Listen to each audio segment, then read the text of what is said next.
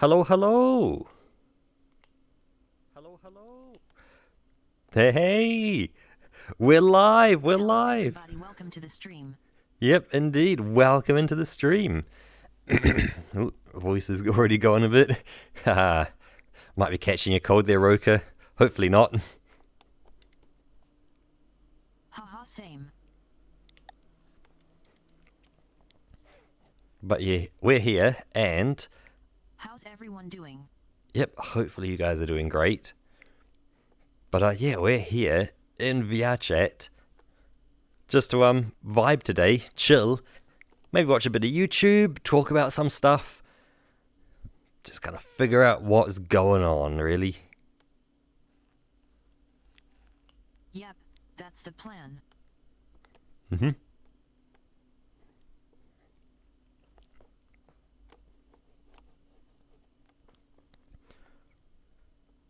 But yeah, did we want to start with anything kind of special for like what we're going to start with watching, or did we just want to vibe here for a bit? I just realized I don't even know where to look at it. It is probably kind of halfway between our I don't headsets. see your mirror. Yeah, so if you, that is pretty much dead straight at camera, maybe up a tiny bit because it is above us. Yeah, it's like slightly up and it'll be slightly to your left. For me, it's slightly to my right. But generally, if you're looking at that screen, it is almost flush with that screen. So looking at the screen is, yep. So somewhere in the upper half of the video. Yep, like if you truly want to match eyes with it, if you really want to match eyes, loop around and look at the camera. And lock eyes with Cam. Yep, you are everything.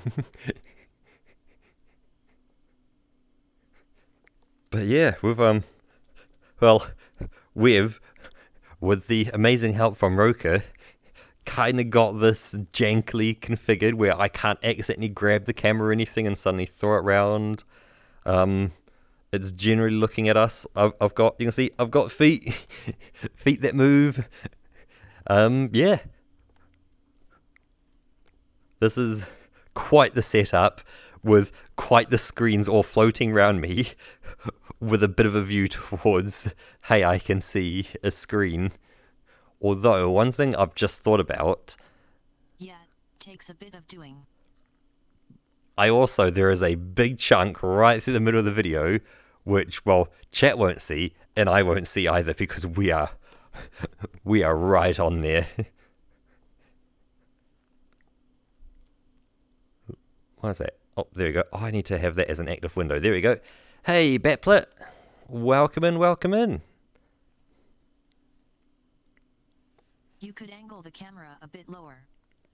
And put the mirror down a bit. So when you say angle the camera lower, if I angled the... So our faces aren't covering up the whole thing. I kind of get what you mean. Let's see if I can do this without...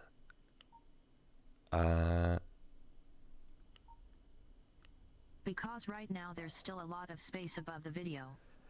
True. Oh, there is a lot of space over there. Oh, I need to be careful angling things down. Hey there, Bat War. As Roka's voice is very low. Okay, let me do that. And how about now? If Roka says, hey, hey, hey, what do you get? Microphone check. Is that better?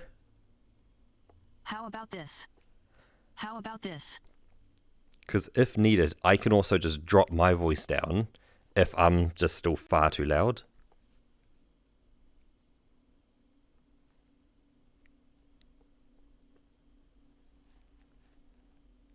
Because I can't make Roka any louder now than what Roka is.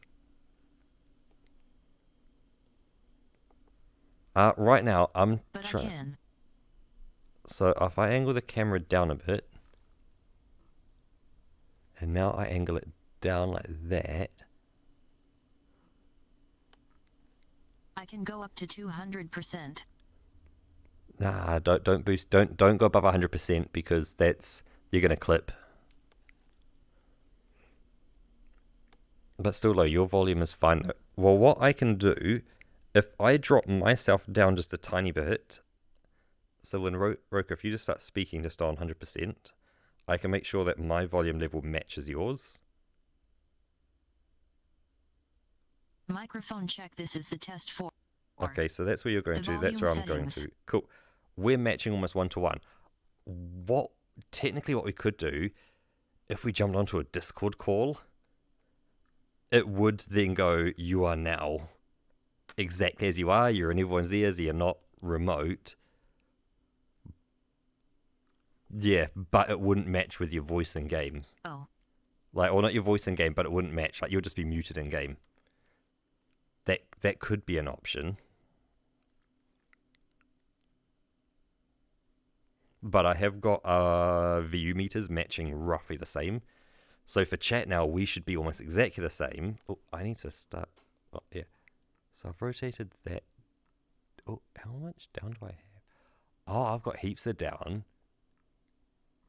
Because that's the whole camera there. Right. Right, okay. So now I can not do a panty shot. Pull us in a bit.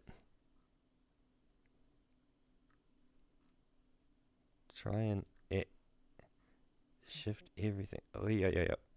Let's do that. Because now I've got kind of same problem. I need to. That needs to go up a bit more. Because now, yeah, if we're looking straight at it.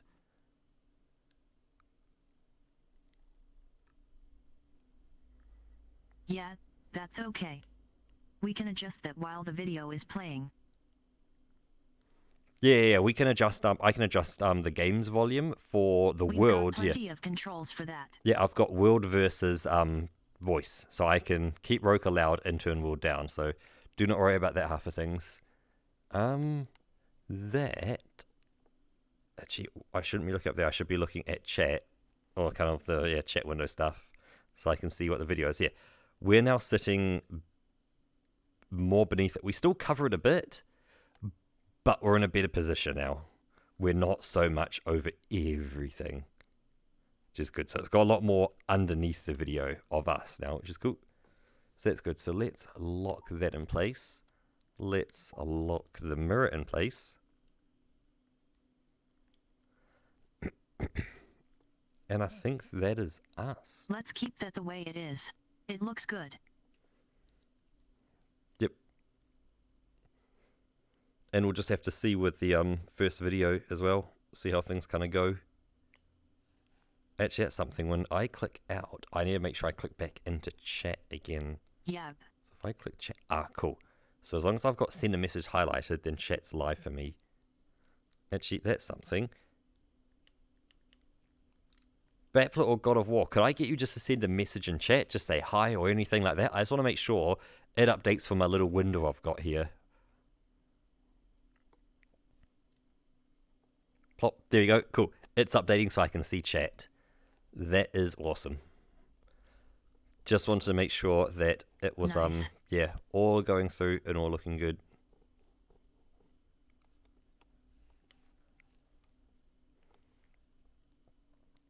For the start of this, it was what did we want to do to kind of start off what we're watching, as well as do we want any suggestions from chat as well, or for now no suggestions, and just kind of see how things go.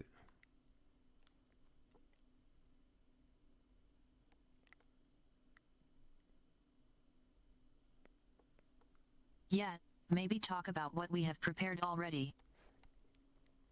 Okay, the few videos that I have got lined up, and I've got just a bit of change over an hour's worth of videos. I have a part 1 of 2 for some fine art restoration. So it sits at 22 minutes, and it's a absolutely amazing guy, great voice, and he talks to the process of taking a picture which has been damaged, maybe someone's accidentally physically damaged it, or, just there's dirt and grime on it that needs cleaning off, all that kind of stuff. And he goes through the whole kind of restoration process using correct archival techniques that are all reversible, that kind of stuff, as he goes in kind of gets it in a better state. I've then got a second video from him where he's currently doing a series where he's going to all the different places, like the different shops and stuff, that are kind of behind the scenes of what he does. So like he'll go, hey, I got this frame here because, you know, the picture didn't come with the original frame, and this would fit closer to the age of the picture, the kind of frames it have, and it complements it. And it's like, where did you get that frame from? Well, here's the framing shop. Or, hey, the one we're going to look at looks like it's called From Powder to Paint. So it's going to be, all of the conservation studio is a I hit the play button on that. Whoops, my bad. It's, creating the paint and all that. People heard a little bit of the voice there as well in the background, probably. Hey, V. Hey, Dark Jaws. Hey there. And the other one I have... Welcome to the stream. Welcome into the stream. The other one I have is unfortunately episode 3 of a series, but it's an Australian guy called Bo Miles, and he is going for a bloody long run. And it's called A Bloody Long Run, where he's following the path the original people who... Not the original people, the Europeans who colonized Australia. He's following their path that they took.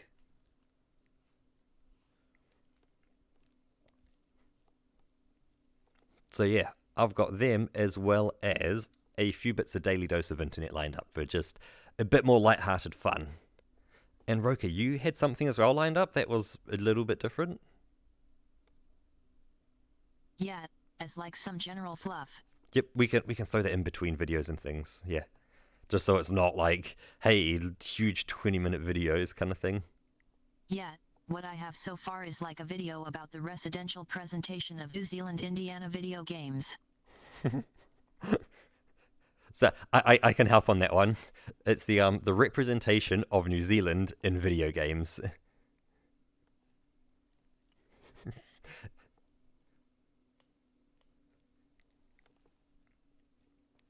So yeah, Dark Joys, you may want to be hanging around for the Bo Miles one as well.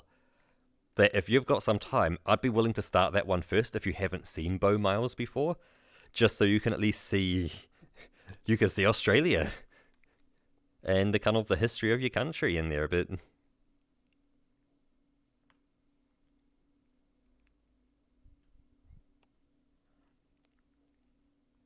Oh, interesting. I need to...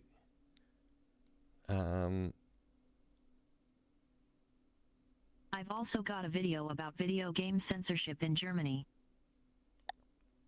So I need to go to the advanced settings, just because I need to adjust the settings. Because there have been some weird decisions made. Makes it can only be used with desktop captures. Aha.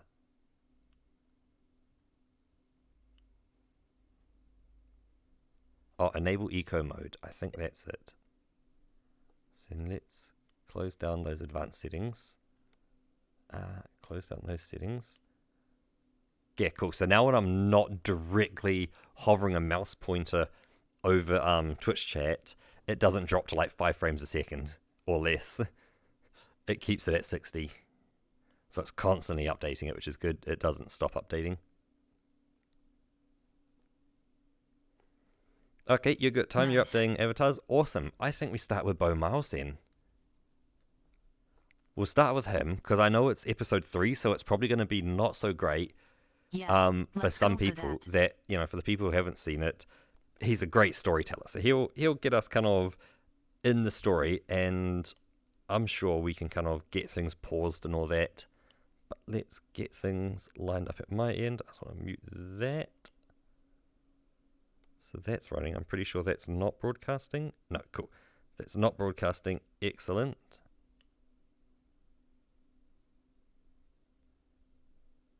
Why'd that jump to there? Okay, cool. I'm just going to lean a bit through Roka, or this in front, and here we go. In the previous episodes. After a failed attempt at running McMillan's walking track, Is that quite I was loud back on the relative to trail us? 15 weeks later. Or It should I was be cooler, turning this down? which suits a red-headed bloke, and I'd made it through the day, no worries.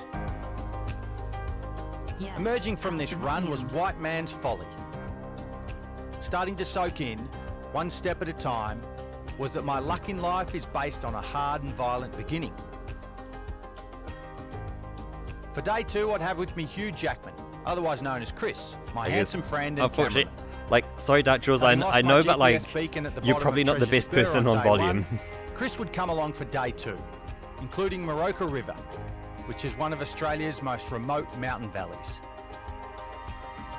Beyond that, I had no idea how this bloody long run would go. Bloody long run.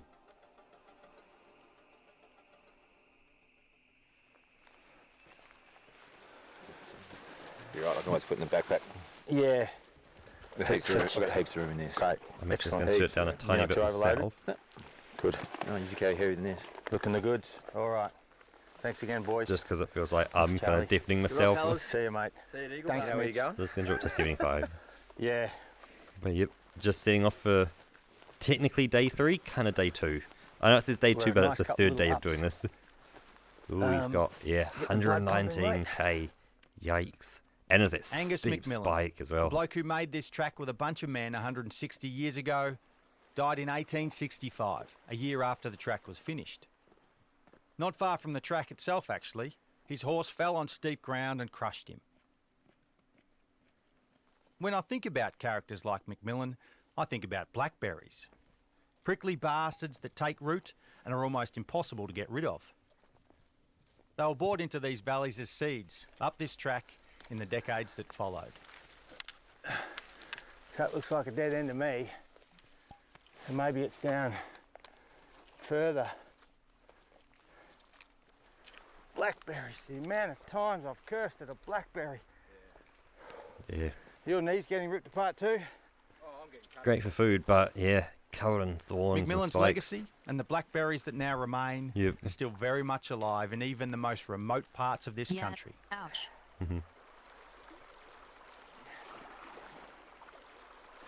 Amazingly, in the 15 weeks since I first attempted this run, a plucky and smiling ultra runner by the name of George ran this track unsupported in 5 days, 4 hours and 50 minutes. He told me he'd been chased up a hill by wild dogs. I like the sound of that. Being hunted. Good motivation to keep trucking. Oh, Yeah, well, okay. there, yeah, they'll definitely get you going. Nasty bite up here. And there it is. A big, But you see, hot his hat wall. and the other guy's hat as well, with the whole like flaps on the back for the sun It's an protection. amazing view. It's, I bought a hat just like that. that's I the don't have the whole Warringah ring Valley. around the top bit, but And that's what we're going to get back onto today, mate. That's the Maroka Road up there. absolutely brilliant hat. God, who lives out here? Yeah, I'll be using it tomorrow. Look at what they're surrounded by. Volume sounds good. Unbelievable. Awesome Look at that backlit. for pasture land, dude. Leave the countryside. Yeah, no wonder they want it. Yep.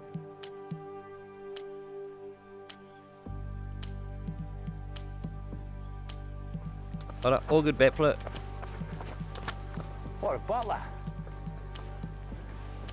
Where you go? I wonder if you could bring your horse across.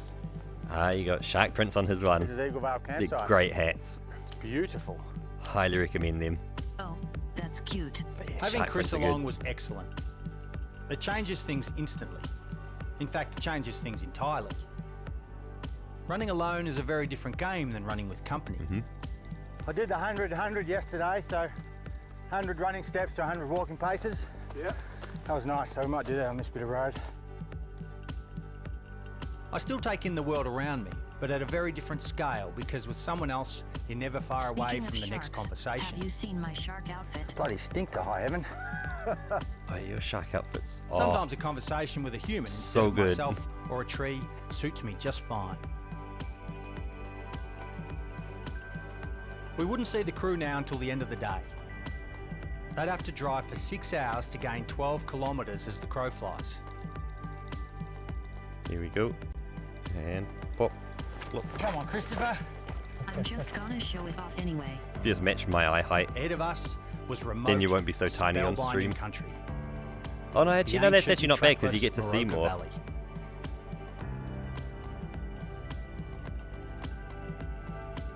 Yeah. Pwah.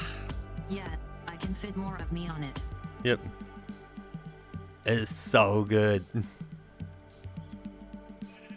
Absolutely brilliant job, Fonty, on that one. McMillan's track takes in Yep. 9 major rivers and countless creeks. But this, the Morocco, is where the mind can fantasise. So pretty spectacular landscape around here. There's no tracks. We're just following a river upstream. As we tracked up the river, it felt like a version of Australia I've seldom There you felt. go. It was as if the oldest known culture of people on Earth were watching on from the rocks above. Foster's really about being on the edges, looking out so he didn't get ambushed. Ah. The patient and relentless nature of time, split into eras by moments in history, is profound in places like this. Apparently, McMillan's men made a track What's that here kind of on the other videos side of comfort the for river. yourself? Mine sushi essays But about that was video an games, awful long history, time ago. mechanics, He's and no longer design. here. Google Do a Scott lot the of Wars, zigzagging, a lot of losing Rasputin, ground. Daltox Games, Lex Tourist, that kind About of stuff. 3 years after McMillan Ah. cut this track, the first European artists followed his footsteps. Carpeted in gum trees, with a blazing sun, Morocco was represented in a way the world had never I'd say seen. my comfort food for Good videos. The thing with working your way up a major river Pretty much is that your this, next move has the to art be up. restoration, hey, An what we're upwind wind, watching, a 1 in 5 or gradient going to be the next watching, 5 lanes, and the largest climb in the entire and track. which I think Oh, looking. it's that finding new gems Mama. occasionally. Lube up your junk. Christopher, would you like some? I actually would. I don't mind being intimate. Yeah, what I consider my comfort food is probably like people building stuff. Have a good fart. Let it Hey, out, son. You know, like some basic engineering. Well, half a music one, mate. Sometimes with yeah, like why not? limited materials and stuff.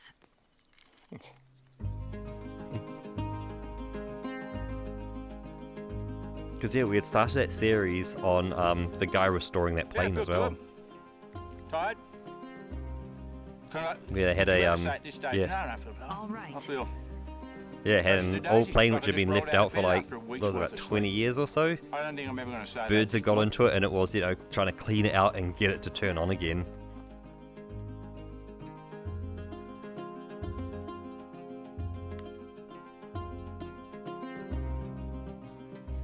Just after 6 p.m, day 2, What a nasty 50k piece of day. work. Approaching Kelly's hut, a beautiful alpine hut.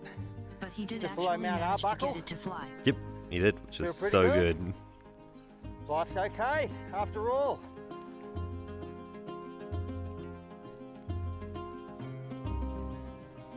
Didn't end so well, unfortunately. The plane crashed about like 2 weeks ago, Yep. which pretty much ends this series. And tell us, how's the body holding up, Bodie? How are the blisters and... Yeah, I keep waiting for the wheels to fall off, Charlie, and they're kind of not, which sort of sucks. It means I can't pull the pin. But he's been working No, on some new we've planes had enough of already, that. and I he's gotta made keep a little trucking. goodbye video to Yeah, the we can't do original this the owner, third time. That's bullshit. Yeah. who died in the crash. Yep.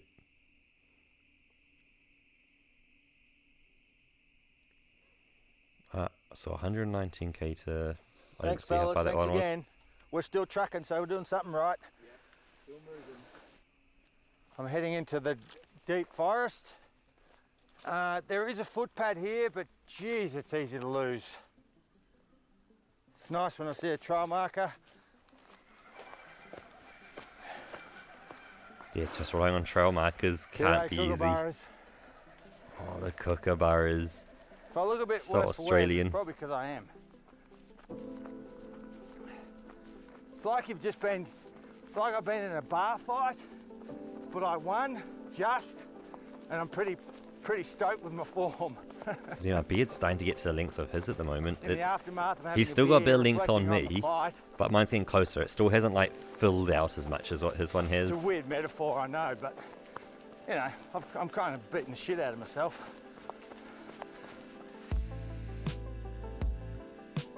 Listening to the marble, how the marble machine guy bring V to his marble machine. Ah, As a kid, Could be history interesting was to taught watch. about the pyramids, Columbus and Cook, men landing on the moon, and men like Macmillan finding the places we live and the mountaintops we now visit. Nice. So yeah, untrack walking now for the next sort of 12 k's up and over.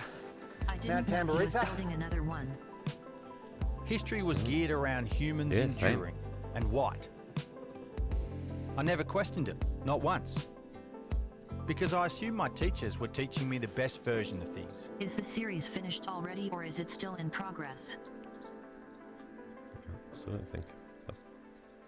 Balance that planet.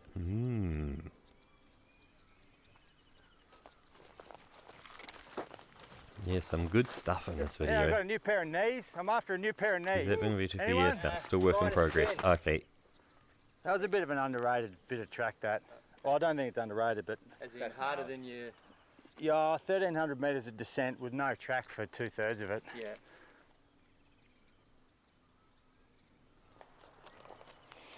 Uh, Here you go.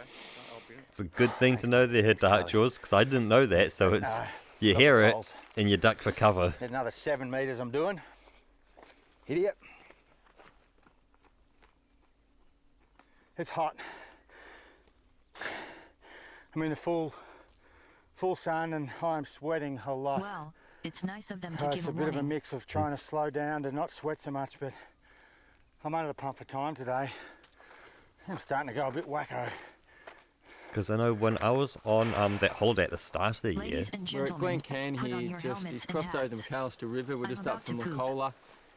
Just past the halfway mark, and yeah, talking about birds and soon poop. he'll start his It was ascent back near the start out of the year. Gippsland and the McAllister River Valley up into Yeah, the where I Golden was. River Valley, which is much I'm just closer sitting to here on the Woods chair I Pond's am, which is finishing point. about 2.5 Yeah, meters he's definitely back running out of from steam the after door, a few and then solid the door's days. about half a meter I think from I'm at like about where the awning sticks 145 out. k's here.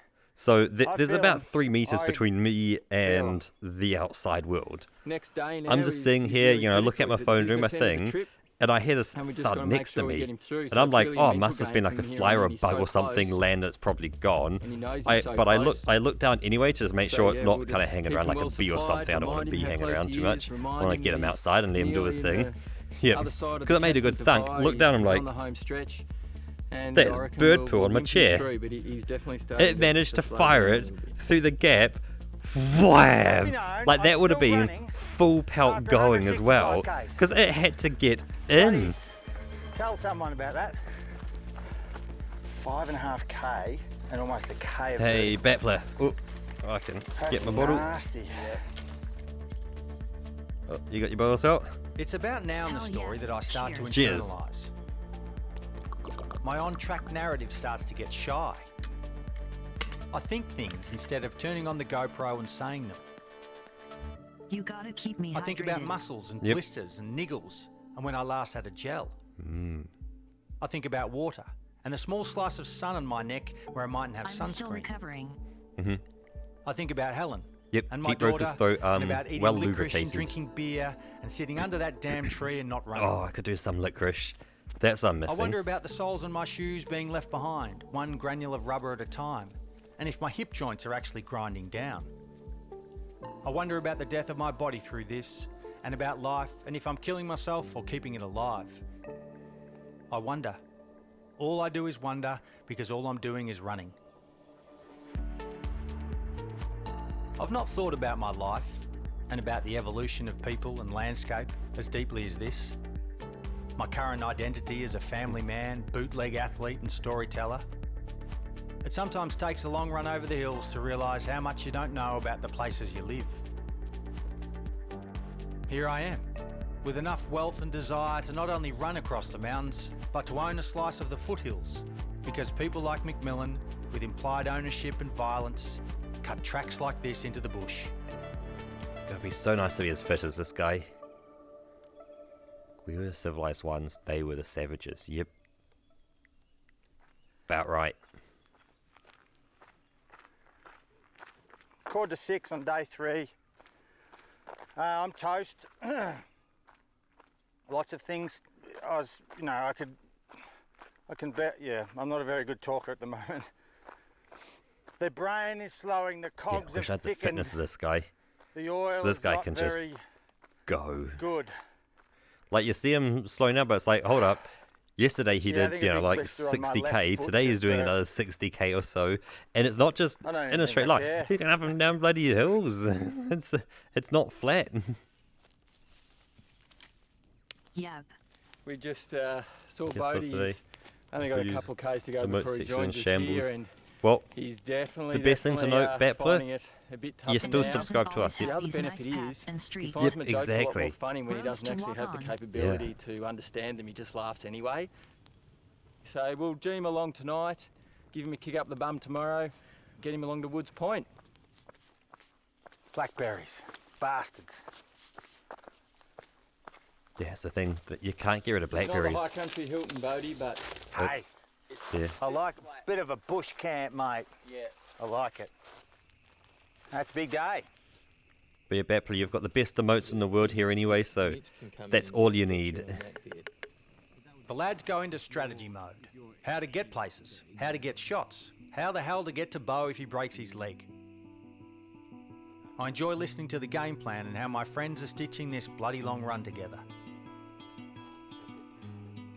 I think good thoughts and sleep like a bloke who's close, but not close enough to trust it.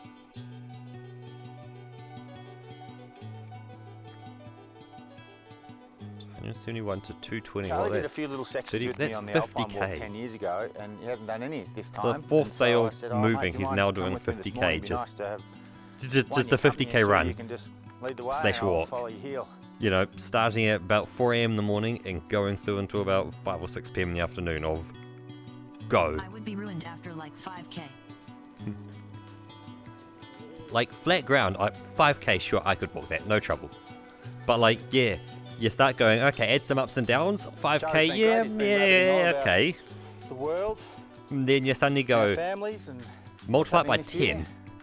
do 50. You're like, what?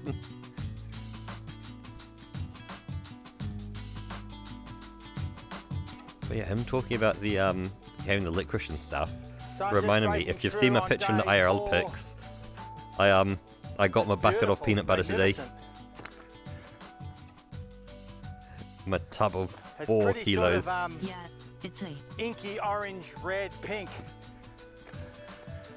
which generally means it's going to be a stonking hot day. Yep, it is just like it is what it is. it's a whole thing. Hmm. Down to Black River. This is quite nervous because it means when I pop up out of the other side of this into stuff I know, then oh, job's almost done. I should not be having these glasses so close to the Check edge the of my map, eh? desk No, you should. They should be. when I can't even see what I'm doing About to here. read the toilet paper. Yeah. No, just read your maps, Bodie. Yep, good distance away with a sealed lid. So if it gets knocked, God, that looks like New Zealand with all Beautiful the down on the ferns. south side of the mountain. No sun yet. Especially when one of them is like hot Not tea. an ounce of UV. Oh yeah. Suits me down to the ground. The Black River, mate. Beautiful. Black River. Whoop.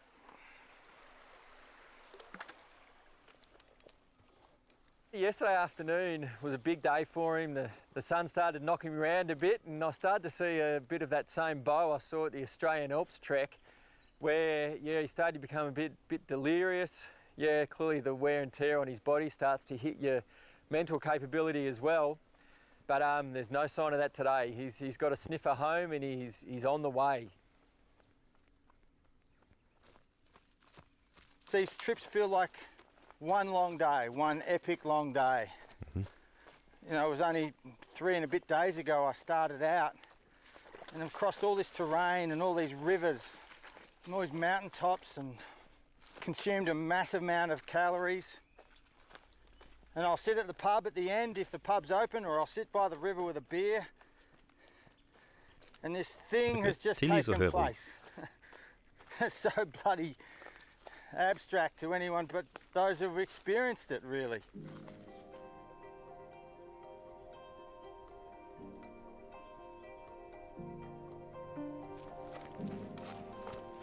It's original terrace cut in by McMillan's men. I don't think I Been here understand the 100 distinction. 60 odd years. Would herbal have additional herbs? So it would Are have. they the same kind of? Is herbal effectively tea leaves with There's the additional Golden herbs like you River. would put in, I think that's the let's last some crossing. aniseed or Of the you trip. know, your herbals in there, kind of similar to It's making like a tea Having herbs. left I 81 thought there hours would always ago, be tea leaves in I it. arrive at the sign that Because told me there's about perfect this track species in the apart, first yep. place.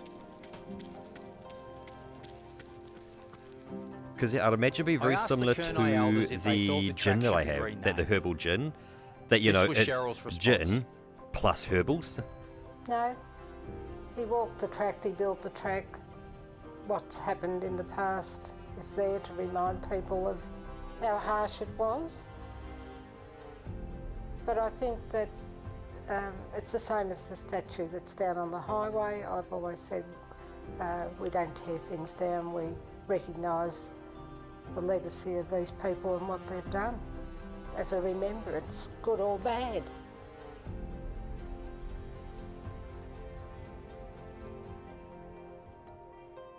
Hey!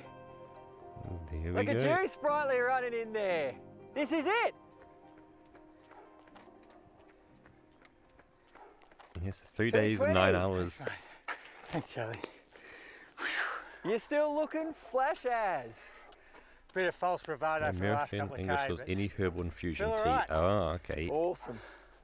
Awesome. There you go. shit. Oop, sorry. Well, Is that sucker open? opens at 4 o'clock. Yeah, I think we pretty much handled it the same way.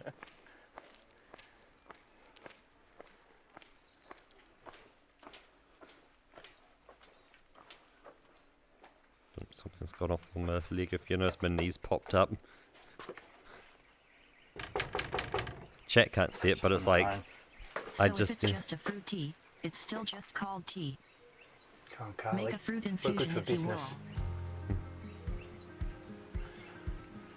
You just need to flip that sign out of yours. She's in there. She's on her phone. Oh, there she is. Sorry about that. No, sorry to bother you. Are you Carly? I am. Hi, Carly. Hi. I'm Bo. I just ran from Omeo. I'm just wondering Did if you can... run the Tarrygo Railway? Yeah. Yes, I saw that video. There you go. Did you like it? I did, yeah. Well, we'd love to drink your beer if you'd have us. Yep. All right, give me a minute. Good on you. God, the fact that she knows Bo, like that could be a bit of a setup, but like Yeah. so good. Like he is such a genuine person. He's like, hey, I just ran the track from here to there. Can I have a beer, mate? He's like, oh, come on in, mate. I'll watch your videos. Can I have a beer, please? Yeah, Thanks. such an absolute legend of a guy. He tells absolutely great stories. Some other good ones he's done, if you want to kind of see more. He did one on only eating beans for, I think it was a month or so.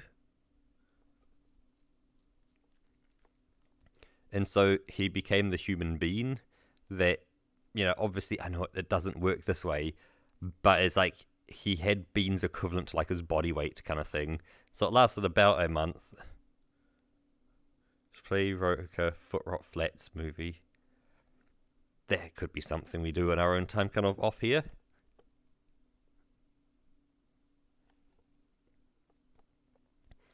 But yeah, he became the human being only consuming beans. And yeah, he kind of went through the whole story of it. And he's done a bunch of other stuff, yeah, cleaning up rubbish and following stories and looking at old rivers and things and just following down rivers that you probably shouldn't go down. And yeah, you know some of the ones we've seen. It's just like, it's a river where there's more rubbish than water.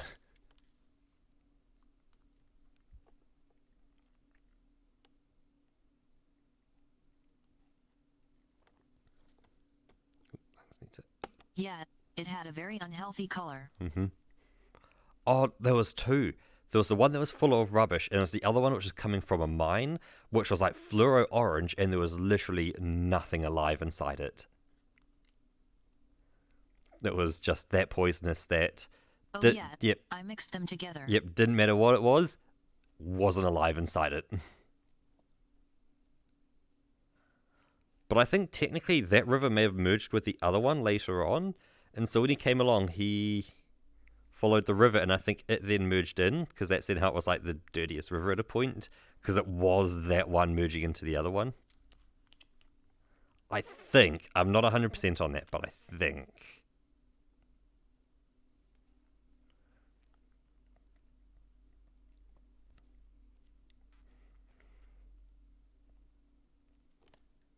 But yeah, sorry, I'm just looking at this. I'm just wondering... What is the Foot Rod Flats movie? I just want to shift the... Oh no, because the camera's not going to help. Actually, if I shift the camera up a bit more... Because I want to adjust this so I can see better. Because I can't see like a good chunk of the video.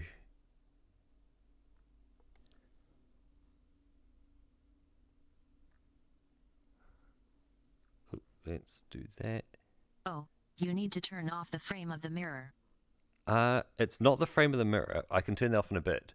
That's not actually in the way of the video. It is on the it's on the scene, but it's not in the way. What I'm having an issue with Hey, I got it. is my ability to actually see. Lock. Yeah, now I can see the video better. See, doesn't it rotate us there just so we're more centered? But you say I can turn off the border. Okay, oh, there we go. Cool. That means there's no border hanging around. What it does mean is, so to look at chat, it's... Yeah, roughly just look at the middle of the video player and that will look us at chat. Yep. But yeah, do we want to do something a bit more kind of just chill and vibey just for a bit and do maybe 2 or 3 daily dose? So something just a little less kind of like, hey, do talking, going for a run, explaining the kind of whole adventure and all that kind of stuff, yeah. And just something we could just sit here and giggle a bit too. Yeah, let's just sprinkle some of them in between the longer ones. Yep, then we can jump over to say one of your videos and back to art restoration. We can wiggle our way around and figure out how this is going to kind of fit together. You know to break it up a little. Yep.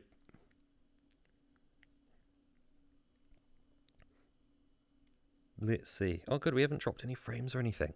That is so good. So we don't have all the long, dense videos at the beginning. Yep. Yeah, if you hang around for the long run, you're going to get the long run. Daily dose. Yep.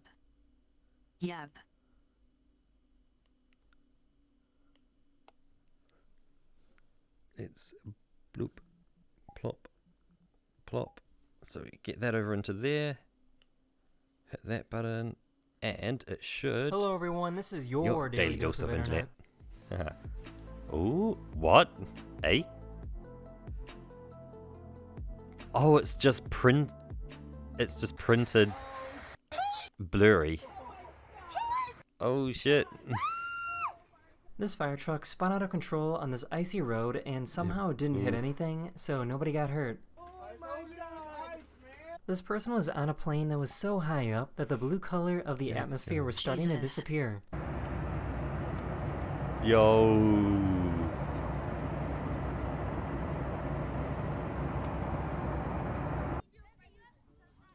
That's so cool. Oh, Hannah. This is why it's so important to have polarized sunglasses when you're in Florida. You never know what's lurking underneath the water. Oh, hell yeah, Battler.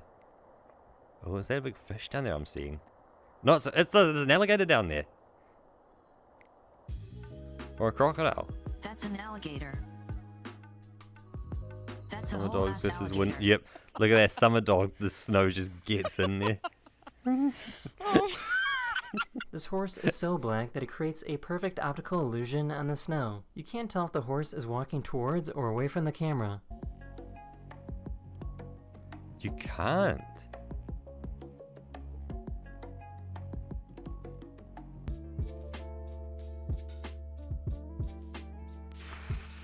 My hips are hurting.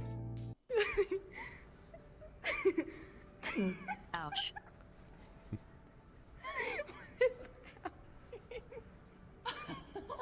I just found out that you can turn a guitar into a cello by using a chopstick.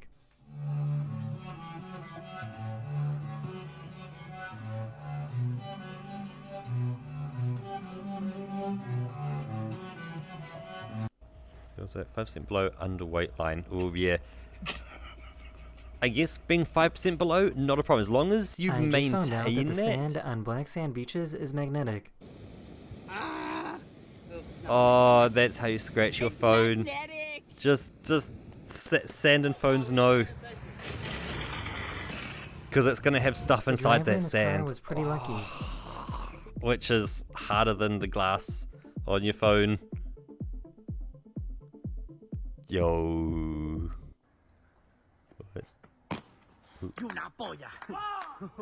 This passenger Damn. asked this guy to hit the gritty.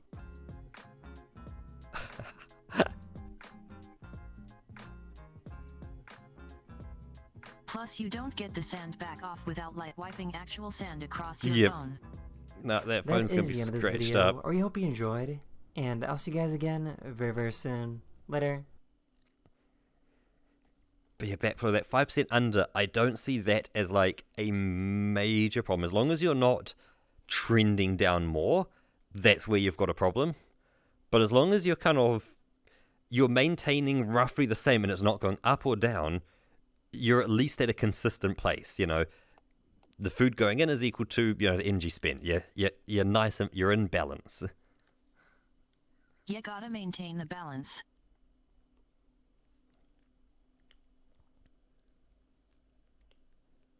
But yeah, let's do a few more. I've got another one here. Let me just click into there, hit the button, hit OK, and plop chat Hello back everyone, up. this is your daily dose of internet. Hello I don't everyone, think this is Carwin Oh, your shit. daily dose of internet. Oh, my bad. I actually clicked the video on my browser. Let's not click the videos. Oops. I'm not doing it, baby. Nothing's happened. The police were raiding his home, so this guy asked to help out. Y'all need some help? I guess as long as you weigh yourself, say, once a week, then that's how you tell. The cat did not want to be on the ground. Oh, I think it might be a little icy no. Yep, you're gone. You're not getting back inside again. Bye-bye. I saw a couple videos on social Is media that you heading out to about your car ice on cream that winter, you get at Roka? Walmart that for some reason doesn't melt. So I decided to try it out myself and do an experiment to see if it was true. I used an hourglass timer and recorded a time lapse of the ice cream sitting at room temperature. As you can see, after an hour, it pretty much looks exactly the same. That's not ice cream then, clearly.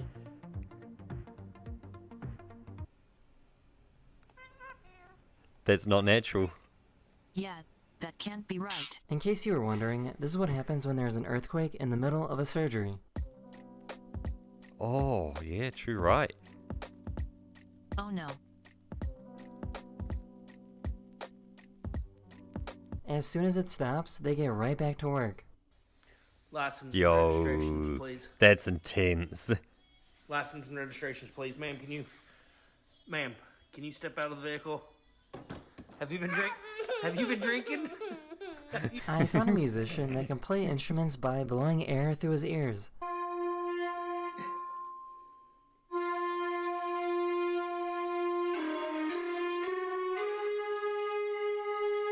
These divers found a I giant guess manta you could ray. be saying he's playing by ear. Smooth. Yo, This that's little guy cool. was so excited to show off the mess that he made.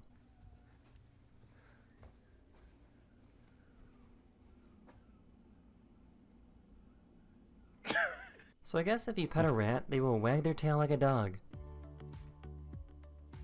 Look at it. Oh, it's so happy This is and what a loving it. pilot sees when they're flying at night.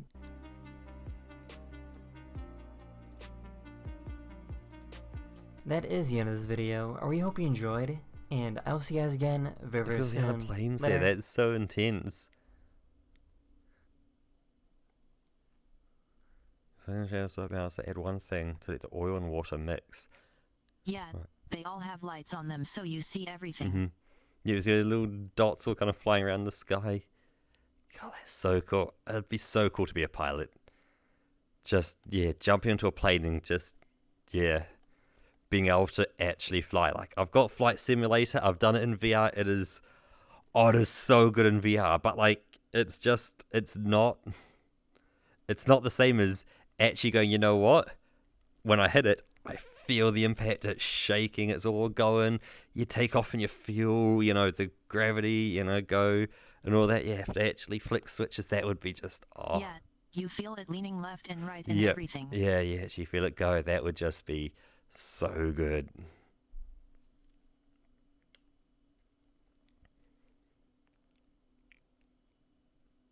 But I see, so they're just, Yeah, I'd love to be a pilot. this is adding something just to let oil and water mix so then it can't melt. But it also probably pretty boring as a job, especially on long-haul flights. Yep. Because you're just sitting there waiting to arrive, flying in straight lines. Yeah. Like, I know, because I did it on Flight Simulator, that was Flight Simulator 2020. Me and an Australian guy took off from Wellington, New Zealand, where I live, and went to Sydney, Australia, Hello, where everyone. they live. This is your And Daily Dose yeah, of it Internet. was pretty much 3 hours of a dead straight line with autopilot on. Yep. She tried to do her own makeup for the very first time. Oh. The Morphe by Manny MUA. Wow, I love it. One of my subscribers recorded a video of a tornado that somehow spawned on an indoor pool. What? How? A police officer arrested a delivery driver, but still managed to This is so deliver the good. food. No, you got arrested, but we wanted to make sure you got your food, so you guys have a good night. Yo. Oh, that is so good. Whoa, that's impressive. Mira, mira. No, el que viene de abajo. No. No. This has to be the most talented dog I've ever seen. Oh my god.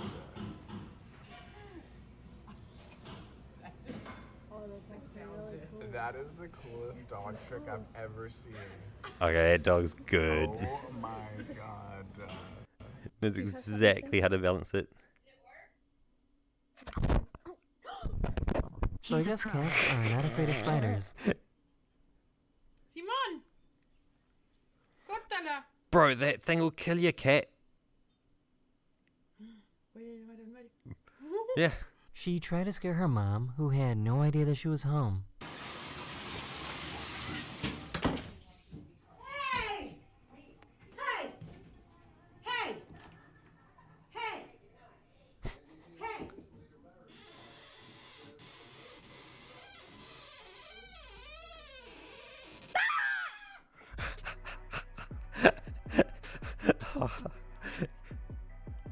Make up to actually tomboy.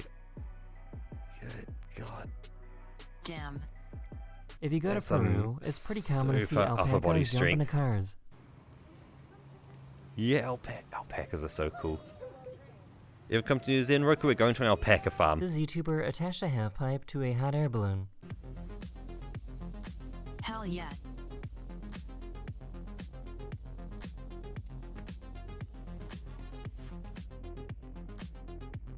just built different to do that. This poor cat couldn't Yeah, an figure out how alpaca. this works.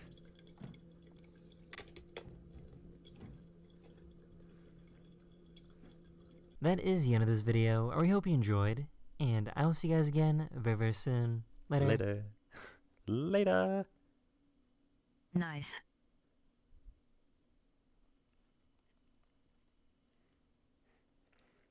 That's the most deadliest spider in the world, yep. And the cat's just like, you know what? Yeah, it's fine, I'll just roll over and stick my head next to it and go, whoa, shit, touched me.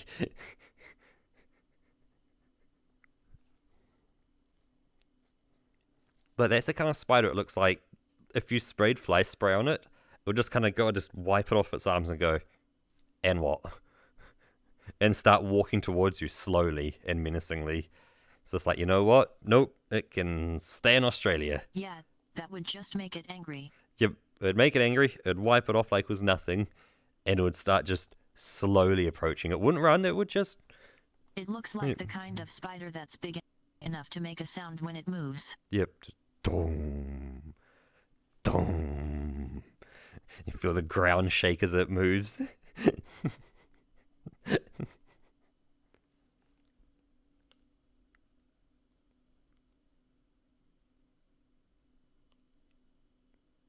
Yeah, you see the little waves in your water glass. Yep. Like in Jurassic Park? Yeah, just like in Jurassic Park. Let me get another one here. These are good.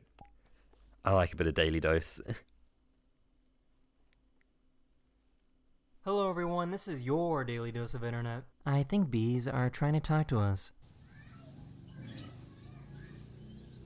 Yeah, เล่นเวฟครับ Huh. Look at that. ดูเอานะครับเผื่อ Yeah, มีเลข they're เผื่อ telling ใคร you มี to โชค get the นะครับ fuck away. Yep.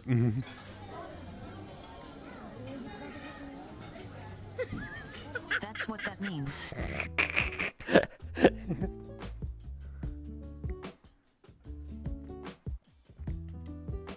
A fight broke out at school, and this teacher went to go stop it.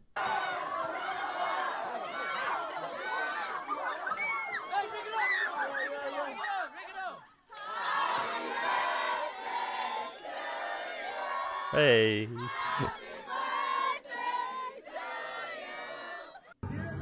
Nice one.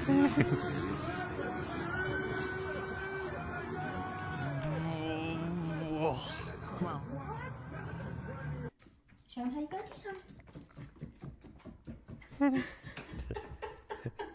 This I guy love tossed that in his cat to primordial go catch a pouch rat. on cats.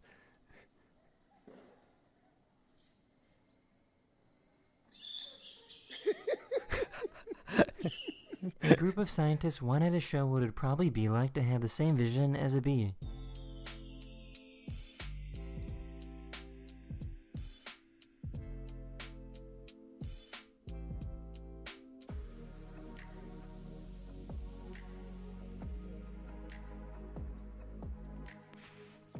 What?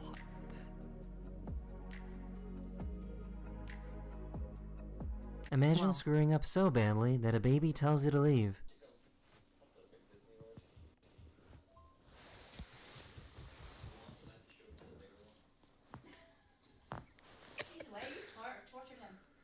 Do you want me to go?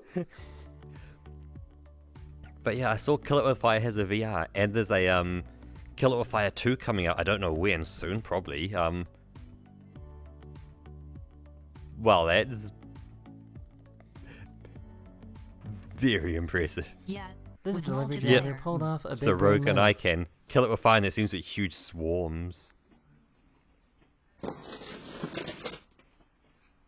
This guy asked his friend to record their marriage proposal.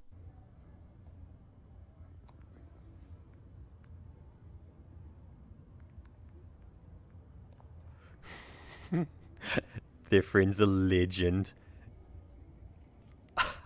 He missed it.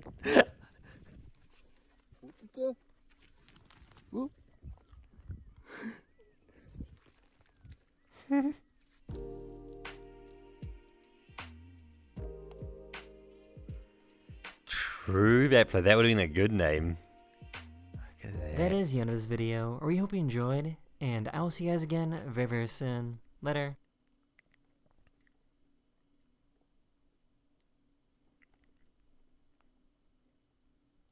Those are good. Do you want to put on one of your videos that you had lined up? Do a bit of that. Nice. Yet. Is the player unlocked? Yep, should be unlocked. You should have full access to put whatever you want in there.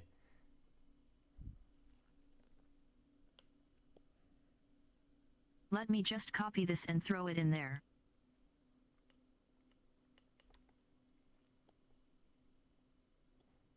That's the one about New Zealand. Cool. Combat 7, I was perusing the wiki and came across something Hey, pretty interesting. thanks for stopping in, Battler. I'm waving at Shax chat. Thanks for stopping in, Battler. Just straight up New Zealand, hanging out over by Antarctica. This is Yep. pretty weird. The countries in Ace Combat are based on the real world, but geographically it's completely different. Okay, Here's New one, Zealand Buffalo. just there. It's not even in the right place. It's just in the middle of the map above Antarctica. So it got me thinking, how is New Zealand used in other games? Now, we aren't proud to admit it, but New Zealanders get pretty excited whenever we're mentioned. This We're one's ignored kind of so quiet. often, left off so many maps, that if someone Yep. says the words New and Zealand in the same sentence, we piss ourselves, we're so excited. About 5 years ago, Yes. when I played Metal Gear Rising for the first time, and Raiden said this. They're in New Zealand. I got fucking hyped. Hell yeah, Hypest that's moment of hype. The whole game for me, which is saying a lot for Metal Gear Rising. So yeah, I got exploring and found some pretty interesting examples. Yeah, New Zealand The Google. first thing that popped into my head was Hitman 2. It made some headlines a couple months ago because it had a level in Hawke's Bay. I was excited to see what yeah. they'd do with a New Zealand setting. This is Hitman we're talking about. Some of the most legendary and open-ended level designs in the biz. What kind of disguises could I wear? What kind of crazy weapons could I use? Maybe like a jandal? Or like a native tree. So did Hitman's take on the old Hawke's Bay live up to my expectations? No. It's a tutorial level, so it's tiny. One house on a beach. None of the characters are from New Zealand either, but I was determined to get up to some Kiwi mischief, so I got to work. I managed to find a moldy paddle. As far as I know, Yeah. that's the only NZ specific weapon here. It's pretty funny though. Hitman 2 also features the most pitiful attempt at a New Zealand accent I have ever seen. Uh-oh. What is that Like voice? Somebody watched this video with the audio out of sync, because that would make it so it sounds like that Brett McKenzie's talking in Kermit's voice, and Kermit is speaking in Brett McKenzie's voice, and maybe they thought that that like New Zealanders sound like Kermit. This guy sounds like Kermit is the point of that joke. I'm pretty disappointed in this level, but hey, at least you get to explore a nice New Zealand beach. Oh wait, never mind. Another game that made Nope. some headlines, well, it's not technically a game, but the latest Civ 6 expansion, Gathering Storm, has the Modi in it, with Coupe as their leader. Besides Hell just yeah. being awesome conceptually, Oh, they that's seem good. like they're going to be a really good civilization. They start on the ocean, which is neat as hell, and instead of an amphitheater, they get a marae. The expansion isn't Nice. out yet, but That's it's so very good. close, and this looks like a really great representation of Maori culture. They actually That did looks their really research good. down to the tattoos, so this one's looking Like, good. yeah, that Street looks Fighter really 5 nailed. has a stage in New Zealand. Not much to say about this one, honestly. I've seen It's that in the one. It's Southern just some Alps. poo geckos in the Sheep. background. Sheep. Some pukeko, Yeah. other native birds. You Yep. get the idea. Kia It's a and cool stuff like stage that. and a pretty generous representation, if you ask me. But it's a fighting game, so there's not much else going on here besides how it looks. Tuatara You back can't there. really talk about New Zealand in games without mentioning Far Cry 3. This game was Oh. hyped up for me when it came out because it has Modi in it. So basically, what Ubisoft did with Far Cry 3 was like, they just kind of grabbed a bunch of stuff from different cultures and smushed them together. And one of those cultures was Uh-huh. Modi. Actually, Modi is one of the more prolific cultural influences on this game because a lot of the NPCs have accents and speak some lines in Te Reo. That's not bad. When I was trying to capture footage for this, I realized that they speak Te Reo a lot less than I remember.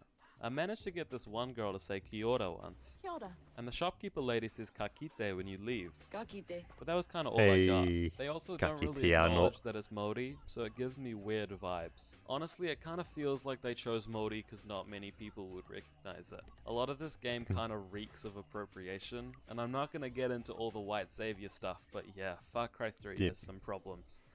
Like, Not a yeah, big fan of this one. Let's once you realize that, you're like, Terra yeah, it's Enigma just, you is know, a pretty it's a weird one, foreign but it's one language of my without favorite having to examples. know, Terra Enigma is you know, a what it is. Super Like, Nintendo I'd game recognize that it. was never released Almost in no one North else in the world America, would know it. But it did come out in Europe and Australia.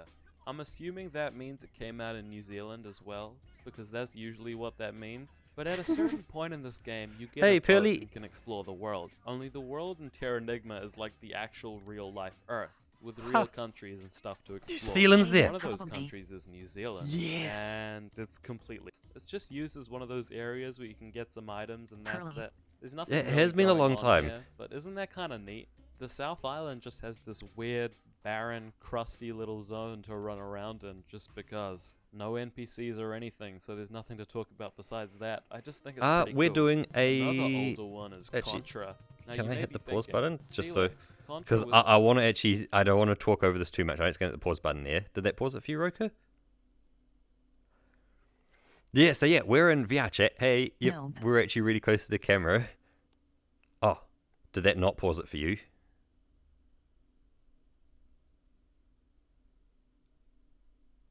I paused it myself. Okay, cool. It's all good. Good. Yeah, so we're just doing. There. You see me look up here because that's what the camera's. Yeah. Hey, here's my finger. I need to just look at the screen and just go. You know what? You guys are the screen, and just talk to the screen. It's. I'll get used to it eventually. Opposed to going camera. Hey, I'll talk to the camera. Nope. Just talk to the screen, beta.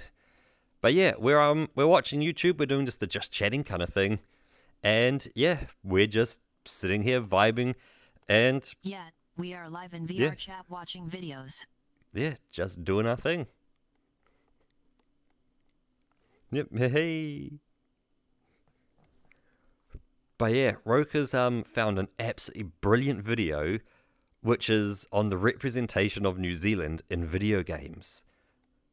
Because yeah, I love games. I'm from New Zealand. It's like this video is so good. It is just like, wow, oh, this is it. Because it's interesting how much we're represented in some games, but how often it's just like a little kind of a side tossing thing though as well. We seem to just be like a throw New Zealand in there, it'll be fine. That I guess there was the Metal Gear Solid Rising. That was kind of nice. It's like, hey, yeah, I've sent them to New Zealand, they're safe, cool. They just used the country just as a place to send someone. Yeah, just mention them and they'll be happy. Yeah, the Foot Rot Flats movie, that'll be something. I don't think I've seen that myself. I might have seen it. I might not have. I don't think I have. But I think I know it. So yeah, it'll be something special for Europa to be like, what the hell is this? But yeah, the Far Cry 3 one was, yeah, that was a little... What's the movie? It was the Foot Rot Flats movie.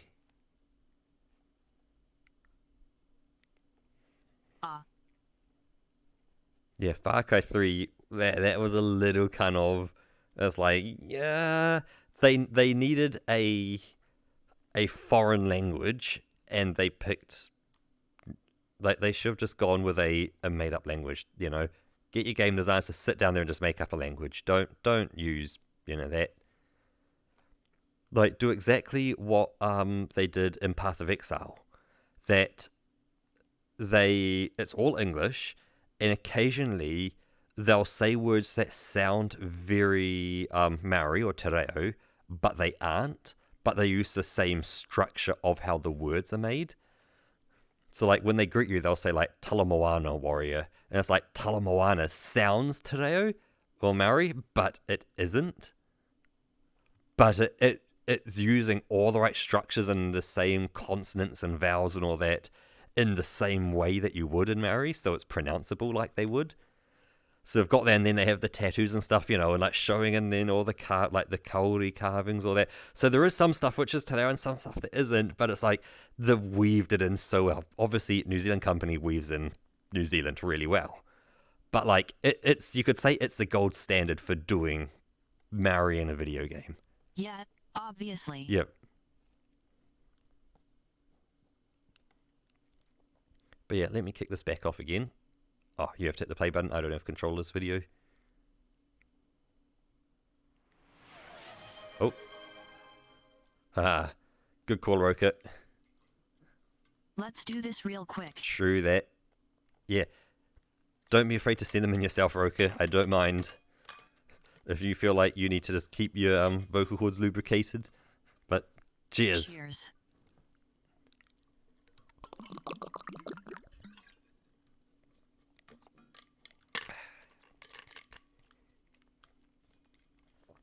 Oh yeah, it's also it's the headset mic as well now, so I think that gluggy noise is gonna sound yeah, a lot kind of there for sound, just because it's glugging, on my mouth, and the mic is, where my nose is there. Oh yeah, it's gonna be like right in the mic. Yep. Like, what it sounds like when you're hearing it in VR chat, so you're hearing me through here.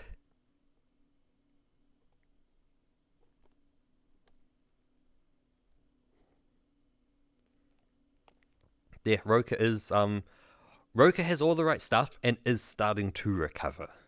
So, yeah, little Roka here, in the right place. Yeah, I've got my meds. I've got my tea. Yep, got your meds, got your tea, you're sitting in a comfy seat. And here we are.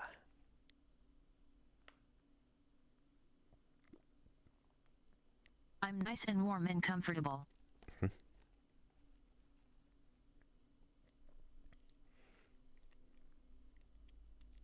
But yeah, I'll let you hit the go button when you want.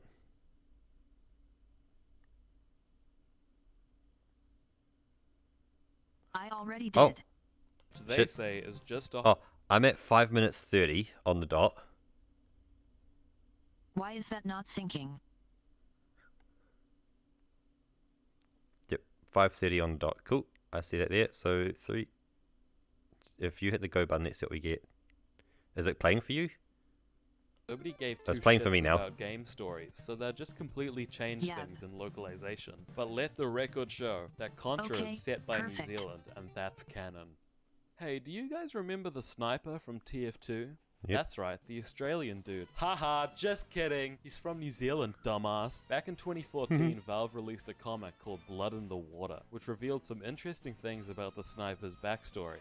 It turns out that his parents weren't actually his biological parents, and that, in reality, he was born in the lost underwater nation of New Zealand.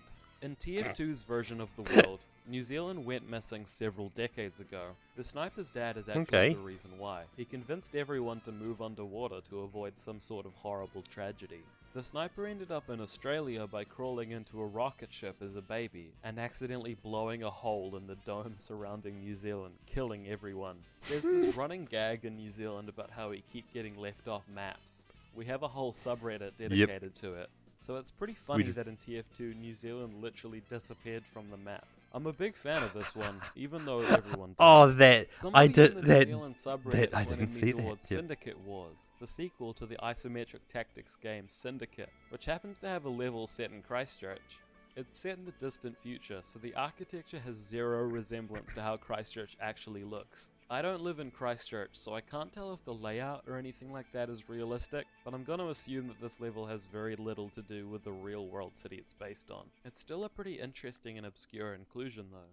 New Zealand is also mentioned in a data point in Horizon Zero Dawn. It talks about how New Zealand was submerged, I'm noticing a trend here, and then rebuilt decades later. The current Prime Minister implemented this program to give tax incentives to New Zealanders returning home after the submergence. Not much else is said beyond that, but I think it's this really interesting slice of what was going on in New Zealand within Horizon's lore. The New Zealand Story was an arcade game created by Hmm. Taito, which is actually the same company that made Space Invaders. How's that for pedigree? Huh. New Zealand Story has since been ported to multiple consoles, most Hey, it's a notably the Kiwi. NES and Nintendo DS. I tried playing the DS version and found the touchscreen stuff pretty annoying, so you're gonna be watching the NES version here. You play as what they claim is a Kiwi chick, but it looks nothing like one, and you go through levels set in major cities and towns. Why does it The have first wings? levels are in Auckland, which is pretty generous of them, since that's where I live, so I'm actually kinda qualified to talk about it. These levels are set in Auckland Zoo specifically. I went to the zoo recently, so this should all be pretty familiar. You can probably guess by looking at this game right now, but this is not what Auckland Zoo looks like. There aren't really any good references to New Zealand specific stuff here, besides this very un-Kiwi-like Kiwi and the map screen. You fight a giant flying pink whale at the end of the Auckland stages though, so that's cool. Wish they had those at the real zoo. I played a little bit of the next world, Oh, which is based on Rotorua. Rotorua, and things look generally more promising, but the link to New Zealand is still tenuous at best. This game was apparently inspired by a holiday to New Zealand by one of the programmers, and if not accurate, this game seems to admire New Zealand quite a bit. This is also like a pretty good game, especially for the NES. I enjoyed the New Zealand Story. That's a thumbs up from me. And of course, I've saved the best for last. There was one game I kept hearing about when I was researching for this video, a game that's apparently so beloved and so influential that I have never heard of it. I am of course talking about John Olamu Rugby, baby. What an absolute Oh legend. yeah, Everywhere I looked, remember this game seeing popped up that. with someone saying Never had John it, Olamu but like, Rugby is the best sports game ever made. This game has a legacy, and I'd never heard of it until now. To be fair, I don't play any sports games, and it came out 3 years before I was born, so that's probably why. I actually found a preview for this game in a Sega Saturn magazine from 1997. Here they say, with so many levels of detail, John Olamu Rugby could easily have surfaced as a complicated sports title only accessible to hardcore fans.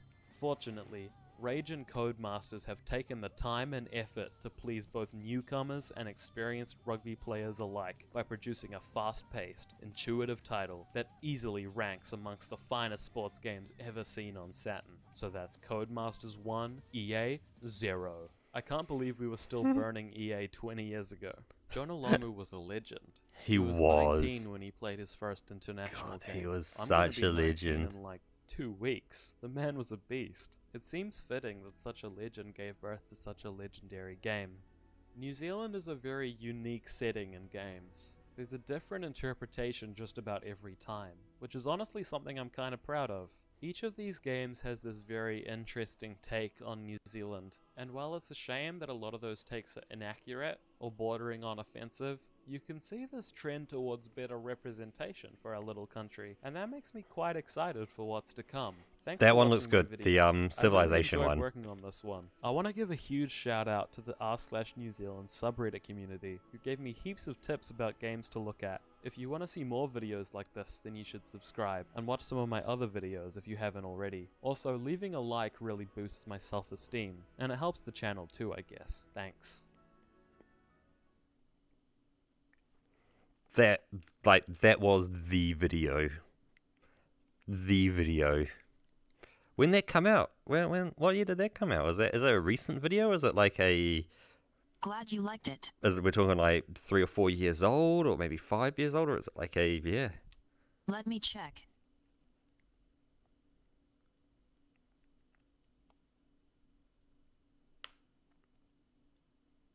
Came out in 2019. Okay, so it's 5 years old now.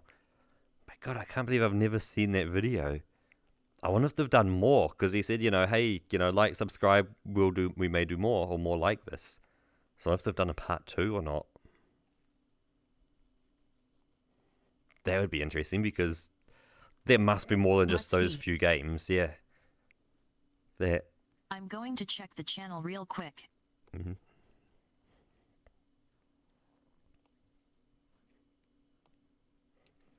Yeah, I could see that Darkjaw's, he's got them looks. Oh, they only have like 9 videos. Yo, what? Okay. That was such a good video, though. All sorts of different topics. But yeah, You'd probably also They like, have like a documentary about music. They have a video about Pepsi Man. Huh. They have a video about why Shrek 2 is my favorite movie of all time. This is an interesting channel. We may have to watch a bit more of these videos. There's not really any overarching topic there. Yep, it's just the guy putting his thoughts on the internet, really? That's such, it's like, it is such a good part of YouTube where it's just like, it's just a guy putting their thoughts on the internet. Yep. But I'm just thinking for Dark Jaws, who's the other guy? Richie McCaw. Yes, Richie McCaw. You may also like him as well. Like, he's got the jaw, the hair, the eyes. He is like, he was the face of New Zealand not too long ago. It's like, if you wanted someone to represent New Zealand, Richie McCaw was the man to do it. Captain of the All Blacks, like, he was the representation of New Zealand.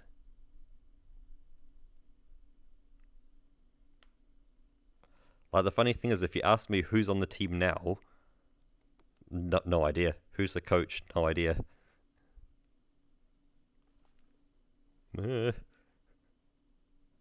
just don't follow the rugby, so I don't know. That's it. Datcher's off to go. Take a look of Richie McCaw. See what you think. Yeah, I'm not a support person either. A sports person. Both of those are true.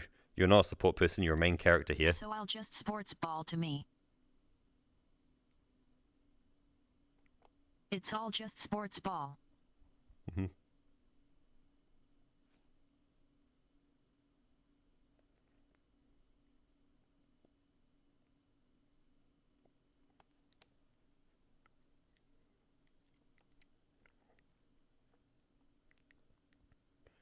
But, you know, you've got what would be called soccer in some countries, but football, and then, you know, what Americans play, or very similar to rugby as well, hand egg.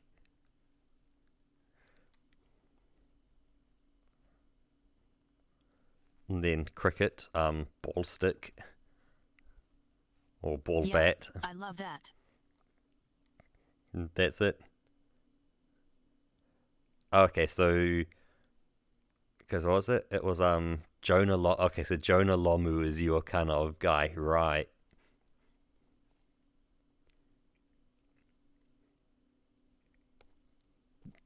I can see where you're going. You might like, who was he? There was Ma'anonu was another one. You might like him, but it's not quite the same as Jonah Lomu. But Ma'anonu was yeah. They're saying these names that it's like, remember, these are people who played in like the All Blacks in like the 90s and maybe into the early 2000s. That's where my knowledge then ends at that point. It's like, these people in my brain are still in the All Blacks now. Yeah, this means absolutely nothing to me. Yep, like for my brain, these people still play in the All Blacks, and that's who's playing. It's like, they haven't been relevant for like 20 They years. might as well be old classmates of yours or something. The funny thing is, the people in the All Blacks at the moment are probably either around my age or slightly younger. God, that's terrifying. Because, you know, they'd be kind of 25 to 35 region would be my guess for most of them in there. That would be like probably the absolute prime for, you know, people to be in, you know, a sports team. That'd be my guess. But hey, I see that coming through.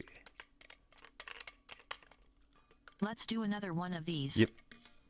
Yeah, let's indeed do another one. Oh, cheers. Cheers.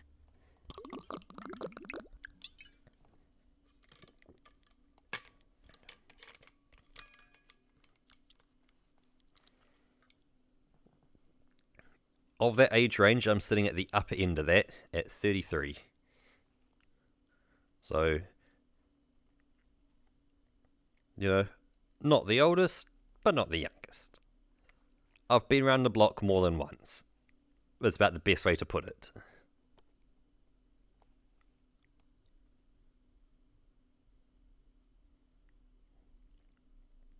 You know, it isn't my first rodeo. But yeah, are those other videos they have? Alright, should I drop in the next video? A similar length to kind of that first one, like that kind of 10 or so minutes-ish? But yeah, drop another one.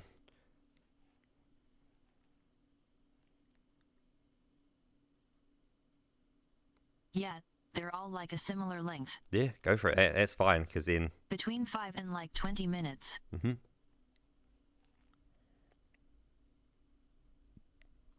Because yeah, we can do that. We can do a bit more daily dose, jump over to some art restoration. You get to finally see it as well. Because I know I watched it with Joe, but yeah, you got 10 years on me. Okay.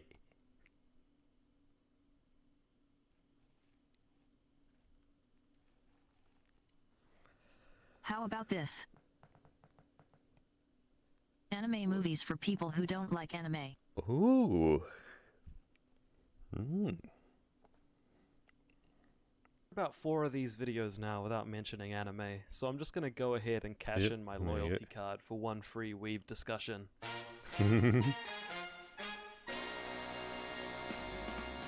My name is Felix Walton, and my friends don't like anime. Or most of them don't, at least. I've been bugging them about their reasons for years, and they all tend to have a very similar response. Anime has an image problem, and that's led to it having a pretty bad reputation. If you think of as many embarrassing things as you can, half of those will at least be tangentially related to anime.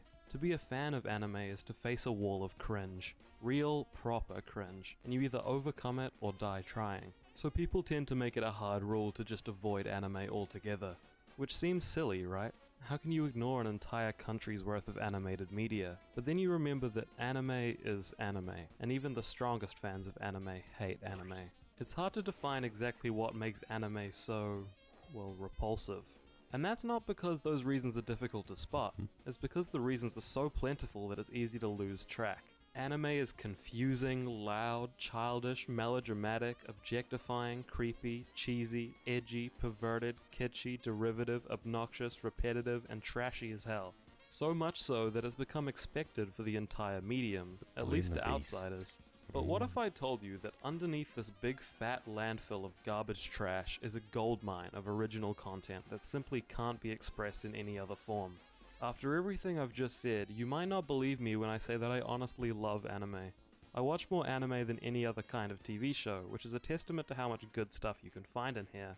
Here being hell. And that's what I'm trying to do today. Help you find the good stuff. The stuff you can actually sit through and enjoy. This is The Dumpster, and I am your tour guide. I've selected this list of films to avoid the less palatable aspects of anime. Some of them are pretty obvious choices, and some of them are more obscure, but they're all worth your time. I've avoided the really obvious stuff though, like Spirited Away and Your Name, because there's really no point in mentioning those again. This is supposed to be interesting after all.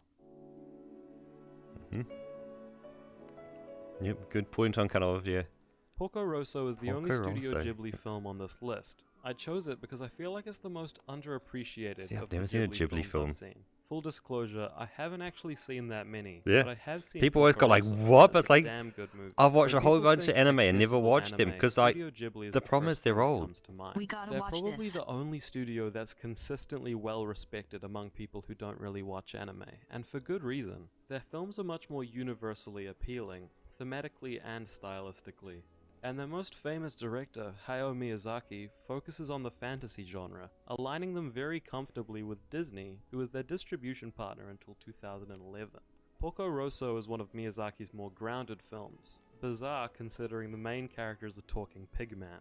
It's in the Adriatic Sea near Italy, between the world wars. The story is framed within Italy's fascist regime, with ex-military pilots taking on roles as either bounty hunters or flying pirates. Now this all sounds pretty serious, but the strength of Porco Rosso is how it navigates both sorrow and joy with a stunning amount of class. The film is funny and charismatic, all the while dealing with some pretty intense themes. As you've probably come to expect with Ghibli, the animation is beautiful too. The sea and Italian coastside are gorgeously rendered, and the characters are brought to life with lively and fluid animation. But the most impressive features of Porco Rosso are the marvelous airplanes, which move with even more grace and life than the characters themselves. The dub is also quite Like that good, scene of it with going Michael across and having to Keaton deal as with the pig perspective himself. shift and all Thanks for the that. offer, but I'd rather be Like, a pig than a fashion. you have to Out of give all the it to films on this Ghibli. list, Porco Rosso They is probably the nail one that'll like give you those the most film buff cred. perspective So if shifts that's what on you're stuff, looking for, there you go. You can brag to your friends about it. as Now, well as their Studio Ghibli backgrounds. is a pretty safe area, so let me push you out of your Yeah. comfort zone a little bit. Yeah. The rest of these movies are all made by different studios and different directors, and a few of them don't even have dubs. One of them doesn't even have an English release.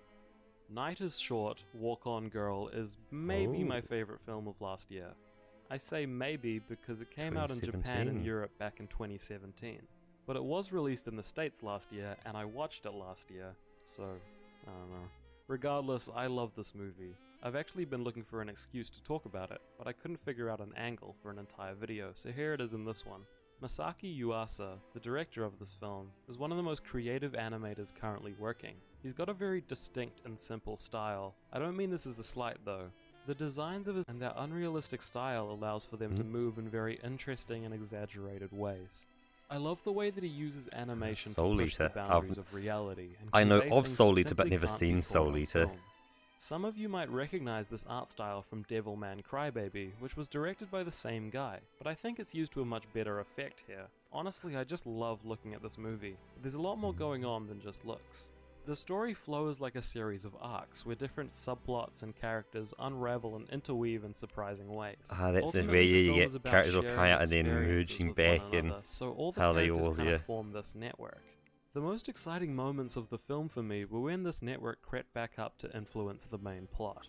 I mentioned the characters already, but I think they're a really strong part of this movie. Every single character, even minor characters, feel like they have depth and personality beyond the boundaries of the film. I'm honestly racking my brain right now to think of a character which only appears once. They all feel like they were thoughtfully placed within the narrative, and that each of them has several good reasons for existing. This isn't just a great anime film, it's a great film in general, and it's definitely among my personal favorites. It Yeah, doesn't have the an art official style dub. is really You're just gonna have something to else. deal with that and start reading those subtitles, because you've got to see this one. Tek on Concrete is definitely the most distinct film on this list visually. It seems like a love it or hate it kind of style, but I'm definitely in the love it camp. This film feels so quick and snappy. It's not just the animation, but Oh, the it's direction and editing different. as well. It isn't common for a camera to move this much in a 2D film, because it's so challenging to pull off. But the loose and frenetic art style allows this to happen, and it's Yeah, they're pretty cool. definitely I think embracing that's that the best word 3D describe to be this able to movie, shift that honestly. camera around. It's just cool. The world is cool, the action is cool, the characters are kind of weird and a little bit edgy, but that's cool. The story is about two orphaned brothers who live on the streets of a city called Treasure Town. The story is very much carried on the shoulders of their relationship, and it's definitely at its best when that's the focus. The two brothers are very strong characters, and seeing their dynamic change and grow over the course of the movie is pretty enthralling. I wouldn't really recommend this film to people who are big sticklers for narrative though, because while the characters and themes are excellent, the story they're wrapped in takes a bit of a backseat. I don't think this is necessarily a bad thing. The film just prioritizes the experience of watching over the story it's trying to tell. The emotions are conveyed visually rather than narratively, if you get what I mean. I think people who are interested in the medium of film though, particularly animation, will find Tek on Concrete Interesting. both visually impressive and really unique. This film also has a pretty Yeah, good dub. that is super The unique. next film I want to talk about is 5 centimeters per second. God, that's another one I want to has become a watch. bit of a mainstream success story with Your Name, which is one of the most popular anime films in years. But I feel like his older films deserve some of that attention. One of the things I really respect about Shinkai's work is that he seems to give a story just as much time as he feels it needs. No more and no less. This has led to some of his films being a pretty awkward length, specifically this film and The Garden of Words. Both of those are a bit too long to be considered short films, but too short to be feature films. And I think they tend to fly under a lot of people's radars for that reason. To be fair, They're like you can ignore 30 The to Garden 45 of Words minutes. 'cause it's not that great. But 5 centimeters per second is great. 5 centimeters per second is 1 hour long.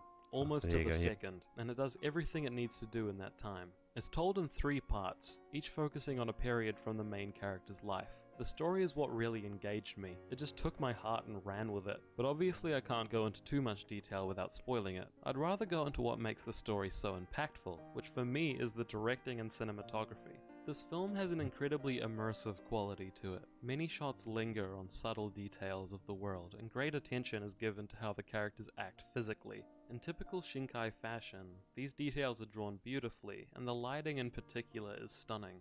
Shinkai is known for using digital effects for his lighting, and the result really speaks for itself, honestly. This is a very good looking film, and that really hooks you in so the story can hit you with a beautiful. wonderful punch. All of this is concentrated within an hour. It's just such a tasty morsel of a movie.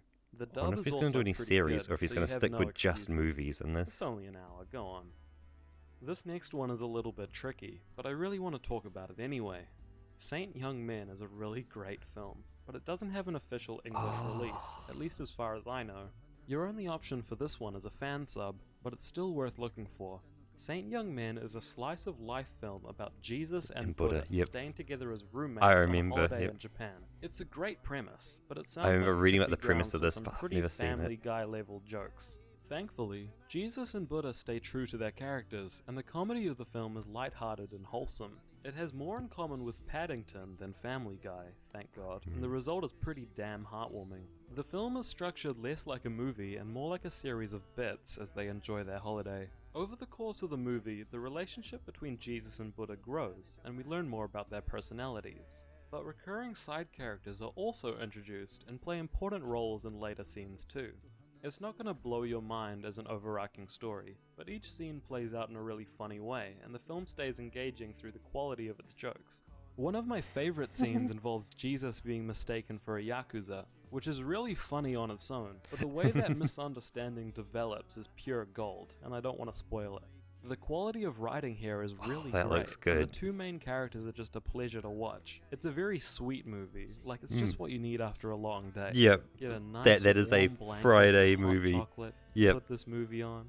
Now that's the Winter way to Friday go. movie. I find the animation Hey, style Vio. really nice as well. Definitely It's not supported gonna by impress you Sony. with anything crazy, but it's an appealing and consistent style.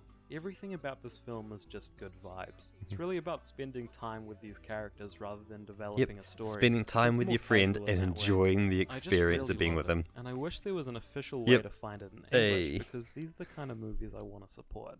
Satoshi Kon is one of the most legendary anime directors of all time, probably second only to big man Miyazaki, and for good reason. He's a great director, and while Paprika and Paprika. Perfect Blue are some of the best anime Yep. films ever made, I would rather use this time to talk about Tokyo Godfathers. Tokyo Godfathers is a film about three homeless people of varying backgrounds, who find a baby among a pile of garbage. Each of them have some sort not of heard of personal this. reason for taking the God, this child is out, a which the gold film mine of explores while they attempt to find the movies parents. I've never These heard of. characters have a lot of depth, and our view of them when they're introduced is completely different by the end of the film. Like, normally I've, like, at least this movie heard has of some things, really but just intense not seen character them. development, and it's really satisfying to watch. Satoshi Kon finds the Right. perfect balance This guy between has comedy definitely and done his pathos. research. There's Yep. a string of It's more than increasingly just outrageous throwing, as scenarios in and Miyazaki, coincidences carry the characters just forward on your the journey. name and other These big kind of movies like coincidences that are and going, convenient, because yes, they're the great, direction but and tone of the film makes these they're not moments this feel good. natural and believable for the movie's world.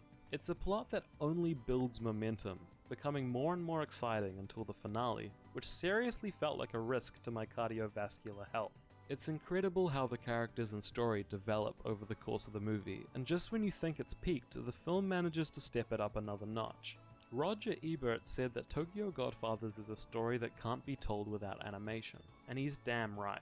What makes this constant escalation work God, the is amount they're like expressiveness squishing and and stretching that creativity of character's the face just in that one scene. It's like Kon is a master things are of sucking creating in and an blowing out unrealistic and but incredibly Whoa, immersive whoa. world. The plot gets seriously bonkers and the characters push themselves beyond human limits. But while you're watching it, it just feels completely real, and you're there. Tokyo Godfathers is a romp unlike anything you've ever seen. I was hesitant to put this next film on the list. Yes, a Not silent because it voice. isn't a great film, but because I was worried that it might look too anime for a lot of people. I settled on putting it here at the end because I think this is an amazing film that needs to be talked about. A Silent Voice is an One of the exceptional few films film for a lot of reasons. that made me bawl my eyes I out at the end the haven't first talked time I much about watched music, it. But this film definitely has my favorite soundtrack out of the ones I've discussed. There's this very raw style to the music. You can hear the atmospheric sounds of the instruments and musicians, which really fits the themes of the film. A Silent Voice is about a girl who was bullied for being deaf, and her ex-bully who seeks redemption years later. Sound and listening is a major theme of the film, and the soundtrack supports this really effectively. The soundtrack also ties into the visual style of the film, which has this very soft, delicate feel to it. The animators mimic a shallow focus, which really sells this look. The direction of this film feels incredibly personal, which is good because the story is really about the two main characters. They're incredibly human, each with an incredible amount of depth and insecurities that feel completely believable. Individually, Dutchwas, these you elements are have stellar, to but watch the way this. they build upon each other You creates a have to deeply watch emotional this. experience that I've thought about a lot over the months since I've watched it. It's an exploration Have of you seen guilt this, and Roker? depression that feels incredibly rare and refreshing. and I really Oh, hope that some of shit. you will watch it. As I know say, that at first glance, it probably looks very I've watched this anime-ish, but it really is an twice exceptionally now, well-made film. maybe 3 So, times. Yeah, that's it. Those are some really great anime Enough to say, films, even but now, some if I was to watch it particularly again notable by for the end people of who it, don't really watch I anime. would have to There take are my headset heaps off, of wipe really my great eyes, ones and out yeah, there, I would and be, hope this inspires some I would be an people to maybe absolute branch out mess. and find some more. It is, Feel free to yeah, recommend one some of films for me as those well. films. They don't even have to be anime I'm already movies, I just slightly really tearing like up now just suggestions. thinking of it Thanks as, so much for watching this oh, video. it I had a is, really yeah. great time putting this together, because I absolutely love these movies, and talking about them is a blast. Those of you who found me through my last video, thank you so much for the support. That video got a lot more attention Headsets than I should really expected, come with an which I opening at the really, bottom really to let the appreciate. tears out. If you found this video interesting, please give it a like and subscribe for more stuff like this. Pearly, you haven't seen it either. Shit, we may have to do a Roker, Pearly, see if Dutchwas, your time zone is a bit weird just because you work like night shift Australia, which then really kind of like vibes differently. Let's do a watch party. Yep, we can definitely do a watch party. We'll have to kind of get people together and just, yeah, have me bawling my eyes out where everyone else is watching it going, what the hell, beta? This ain't sad, and I'm just...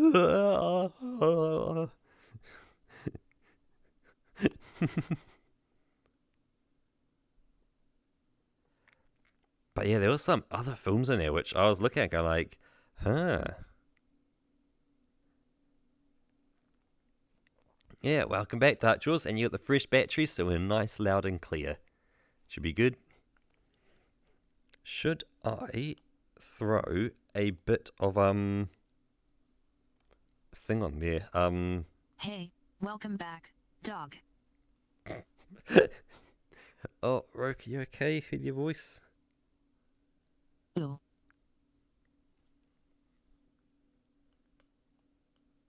That was a hefty one. Hopefully that's kind of the start of it beginning to kind of really expel out and, you know... I'm gonna drink some tea. Yep. Well, if you're drinking some tea, I'm also going to do just a small sip of water. This isn't going to be a cheers. Don't throw a cheers in because it's... Cheers. Cheers. Just a wetting of the whistle. Actually, for No. chat. Ah, dong. But yeah, should we throw a bit more Daily Dose on, and then we can jump over some art restoration and kind of vibe on through that nicely. Yeah, let's go. But may have to Let's come go. back to that video and re-look at some of those and see if any of them stand out. But A Silent Voice, 100% a watch party will be happening at some point with at least Pearly and you. I don't know about Dutchwas because time zones are a bit weird with Dutchwas, but we can at least try. Yeah, I can send you the link to the video. Yep, that would be awesome. Just because some of those other ones, they're just a bit different. So if it's ever a day like you go, hey, I'm away sick, and I go, I need something to watch, with someone else there we can go, hey, we're not going to watch like a movie that was planned or something, but here's something else instead. But I'm talking and not doing any actions, so let's copy links. Let's hide that away and jump back to chat. And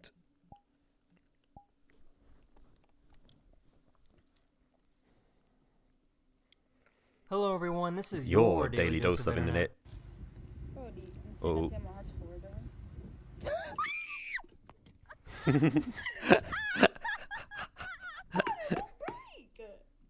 No? Oh. Here, you do it. So this made me uncomfortable. Hey yo.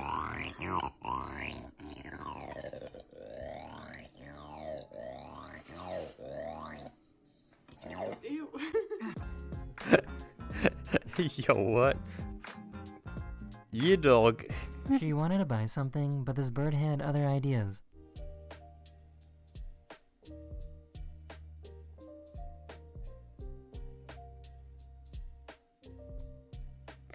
Just grabbed the note and went.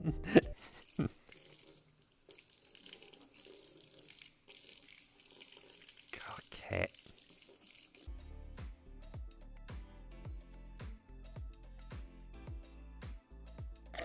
Really not the smartest. No. This guy in New York City was seen controlling pigeons. I wouldn't make one yet, Dark Jaws, just because obviously we have said we need to do it, but we need to make sure timings work for Europe crazy, Pearly Europe normal, I'm gonna guess, New Zealand normal. So like, yeah, This dog knows how to strategically there eat needs this to be without balance. eating the medicine.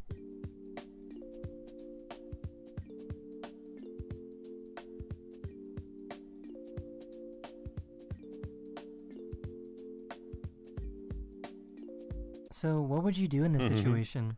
Oh my god. Oh my god. Oh my god. Oh my What? god. What is it?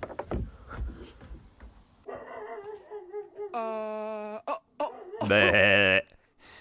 I just found out that there are iridescent plants that change colors depending on the angle of the light.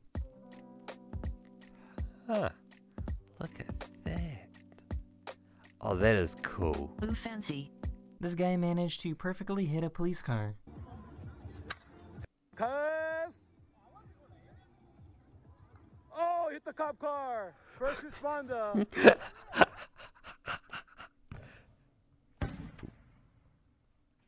Nice.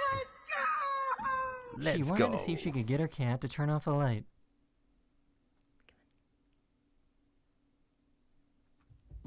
Oh, let's go!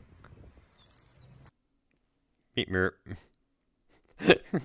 don't.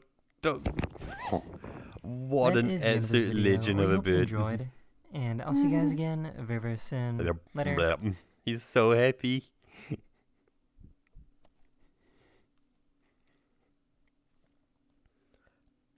Oh, these are good. Okay, let's do. Yeah, seagulls are built different. Yep, they are definitely built very different. The fact that it can kind of time that with a person holding it and still manage to get it. Ooh, there we go. There's my thing. Paste the link. Go. And. Hello everyone, this is is your daily dose of internet. This guy got a tattoo and immediately passed out.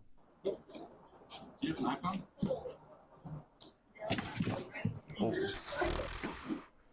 Yeah. Luckily, the artist was able to catch him before he got hurt. Good catch.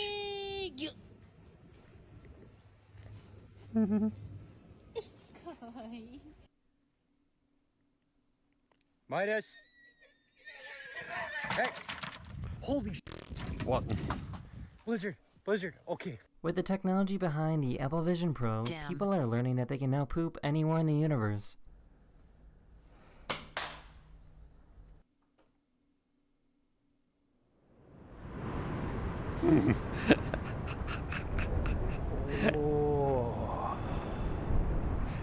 This guy wanted to destroy this giant snowman. Go tackle that Sam. I love how they act like Apple invented that. Yep. Yet here we are doing practically that. Obviously, we're not quite on a toilet. I'm on a chair. Roka's on a chair There's as well. a cool device But like, that allows you to properly transport your sauces. You can easily pick up your spilled honey or ketchup and move it somewhere else. What?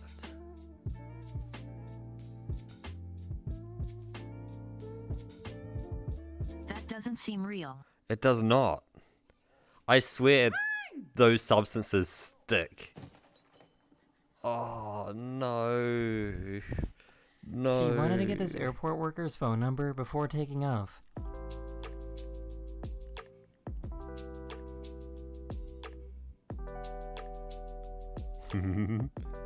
Hooking up with the airport Here's some worker. of the traps American soldiers had to deal with when walking through the jungle during the Vietnam War. The next one is what we call roller. If you notice more clearly, you will see there's going to be a hook, like a hook on the spike. Yo, those are scary. You walk along, boom. Leg's not quite gone, but... Yep. And that is exactly This why kid you discovered always a wear new your way to seatbelt run on a plane. faster. Even when they say you can, yeah. You can take your seatbelt off, don't take it off. These people were wearing t-shirts of their favorite band without realizing that they were right behind them.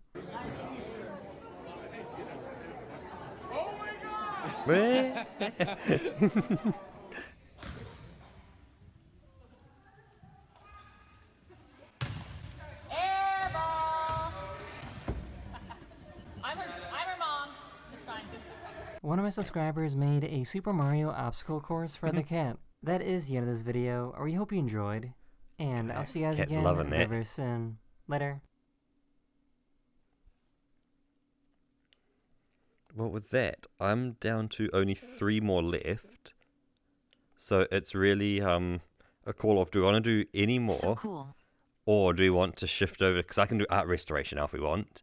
And we can go watch that one where they restores it. And then we could do some more. Then do the behind the scenes of the, or behind the canvas. If we want. Well, I did have this one video, but it's like 20 minutes almost. Yeah, so we've got 2 20-minute videos in. The one about censorship. Oh, yeah, censorship of games in Germany, wasn't it? Yeah, because you had a lot with, Wolfenstein. Yeah. That they really didn't like the Wolfenstein games at all. And good reason as well, but it's just, yeah, it's... I'm guessing there's probably a lot more. This did not go over well in Germany. Yep, and you can probably, not difficult to imagine why. Yeah, boss, okay, I'm her mom. Yeah, let's do your one first. That sounds kind of interesting. Then we can do a, yeah. We're very careful about that part of our history. Yep. Just like, yeah, that's good. Hello. Let's do a video about Germany. Today in Nerd History! At this point, Germany is basically infamous for their censorship of video games. In fact, all commercially released games have to adhere to a strict policy that's this 35-letter word that I'm not even going to try to pronounce. Unterhaltungssoftware Selbstkontrolle. He's got it, somehow. But some of their censorship is weirder and more egregious than the rest. Let's look at the 5 weirdest ways that Germany has censored games. Number 1, let's just get, the obvious entry out of the way. Nazis and swastikas. As you can imagine, Germany does not take their history lightly, but that doesn't mean they want to forget it. Quite the opposite, in fact. But Nazis and everything that comes with them are a very sensitive subject. So if you're the developers of something like 10 Second Ninja and your main character is fighting Nazi robots in levels full of swastikas, you'll have to make a few compromises. Is it fair that video games have to censor themselves while Indiana Jones remains uncut? I mean, no, not really. But as we'll soon see, Germany does not recognize games as art. Thus, it doesn't offer them the same protections as it does other mediums. But publishers still want to get their games in German stores. It's the biggest market in Europe. Doom and Duke Nukem were my jam. Publishing your game in Germany is leaving a lot of money on the table. So even games with Nazis baked into their DNA, like 2014's Wolfenstein: The New Order, have been changed to accommodate the local censors. The Wolfenstein series has always been about shooting Nazis in the face, so you can imagine that making the New Order fit German shelves was a tall order. Every single reference to Nazis was completely removed from the game. The bad guys are now simply called the regime, and all swastikas were erased throughout the campaign, or replaced with the Wolfenstein logo. Besides some key visuals and dialogue being altered, the New Order largely remained the same story-wise. Even someone unfamiliar with the Wolfenstein series would find it patently obvious who the regime were supposed to represent. It's sort of like me pixelating my hand while flipping you off. You can't exactly see it, but you totally know that I'm being a real rude, crude dude. South Park is no stranger to censorship. So it should be no surprise that the Stick of Truth dealt with Nazi zombies just like the show dealt with images of Muhammad, using a series of strategically placed black boxes. In a way, you can kind of appreciate the transparency of this censorship. The big black bars communicate. Somebody made us cover this stuff up, but everything else is presented as is. At the same time, it highlights how simultaneously strict and lax German censorship. Let's see. Characters that are obviously Nazis can appear in video games, so long as they're not wearing Nazi-specific symbols. Remember how I mentioned that the Indiana Jones movies got to mention the Nazis? Well, the Indiana Jones nice start, Jaws. same privileges. Whereas Wolfenstein went to impressive heights to Yep, there localize you the go. title for German players, the Indiana Jones and the Last Crusade adventure game is something of a different story. All the swastikas and the adaptation. Should we be watching this? but in the most Oh, there you go. slipshod way possible. It looks like someone colored in the swastikas with MS Paint. The result is a bunch Yep. of flags with misshapen squares on them. This Yeah, moment is based on a very they're not even even. so they couldn't very well leave it out. But it's especially strange to see an obviously censored swastika behind what's unambiguously Yeah, like, Hitler giving the Nazi salute. none of the rest Despite of it is allowing censored, Hitler to so it's like, autograph Henry Jones' diary, you can punch that dude right in the face. Note that the only real difference between the US and German versions of the scene is the swastika to the far right.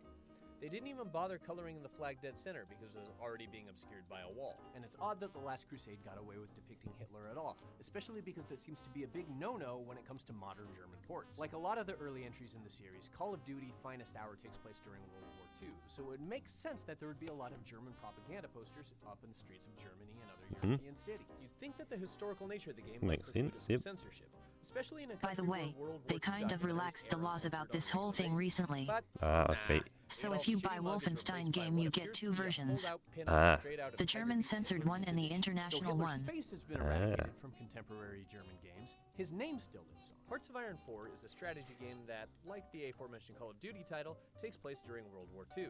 So it seems like it'd be pretty impossible to fight against Hitler without representing him in the game. And in a way, the Führer does appear. Sort of. For most of the Western release, Hitler is unaltered. Presumably because everyone wants the pleasure of knocking that shitty mustache off the Cretan's face. But in Germany, while Hitler remains a specifically named character in the game, his face is cloaked in shadow. The near silhouette kind of makes it look like Hitler's an unlockable character whose portrait will light up after you get a special. And it's not just direct references to Hitler and the Nazis that have gotten the boot. The policy extends to logos that See. resemble the offending symbols. The skateboard brand Mystery was featured prominently in EA Skate 2, except in the case of Germany, in which the company's merch was excised completely. It has to do with Mystery's trademark logo, which does bear a resemblance to the Nazi SS Yep. lightning. There we go. Believe it Yep. or not, this is the same problem that the band Kiss ran into. Their logo is different on True. German album releases. Yeah. Music's the same, Huh. still, you know, kinda Didn't bad. even think of that. Yeah, I know. Dark Jaws. Skate 2, New Zealand mystery products, not just the ones that unfortunately bear the follows logo. Australia a This makes tiny the bit. German Sometimes we version do, of the game sometimes we don't. When we do, it compatible with sucks. the Because it's version like of the rest of New the Zealand world. ain't German Australia. players hopping online could only Just play with release it here. Similarly stiffed German players, as if playing a weird, neutered version of the game wasn't bad enough already. Number 2, turning humans into robots. The majority of video games are violent one way or another. Violence is built into the system, in part because being able to erase something from existence is one of the easiest ways to afford a player the sense of agency in a virtual world. Germany also has some pretty strict policy about violence in video games, which has led developers to come up with some pretty interesting loopholes. As it turns out, Germany's not okay with humans exploding into bloody body parts, but is totally fine with robots meeting the very same fate. Just look at the German version of Team Fortress 2. Take a closer look at that. All the characters in German Team Fortress 2 are robots, meaning that when you shoot them, sparks fly out instead of bodily fluids. When the characters explode, instead of blood and body parts, there's grease and gears, and sometimes toy hamburgers. Here you can see that they used the MS Paint bucket fill to change the color of the blood to an oily black, and inserted a large coil where a spinal cord should be. While the goofy German version does end up accidentally fitting the tone of the series, it's a shame that Valve felt that they had to do this, especially because the original head already looks like something that would be out of the Flintstones. Team Fortress 2 didn't invent the human-robot transformation, though. The trend dates all the way back to the 90s. Not even the Nintendo 64 was safe. Though Turok Dinosaur Hunter is primarily known for hunting dinosaurs, there were plenty of other humanoid enemies in the first game. Of course, this changed from men with firearms to robots with laser swords for the German release. And honestly, this might be something of an improvement, because shooting dinosaurs and robots with a minigun sounds pretty close to the description of the best video game ever made. But if we want to talk actual contenders for the Game of Forever Pantheon, let's jump back to Valve, because Half-Life 1 also employed robots to replace human enemies. As if that wasn't enough, What? these robot grunts also replaced every single character class in Team Fortress Classic. I'm not saying that every video game has to have fraggable human enemies in it. I'm just saying that it's very obvious when a game was designed for Wow, one you guys thing, had it only to have intense. it supplanted by something else. So far, the games we covered are pretty So tame your by childhood today's was just standards. full of Soldier of robots. Fortune 2's ultra-violence retains its ultra They basically stopped that in the early it looks a little bit 2000s. sillier now Yep. than it did in 2002, but Soldier of Fortune 2's main draw was allowing players to mutilate, dismember, and otherwise horribly disfigure. Oh, I remember Soldier of Fortune. It was pretty That was, controversial. yeah, you could really It didn't just... bode well for getting past the German censors. As you might have guessed, developer Raven Software got around this by making everybody a robot.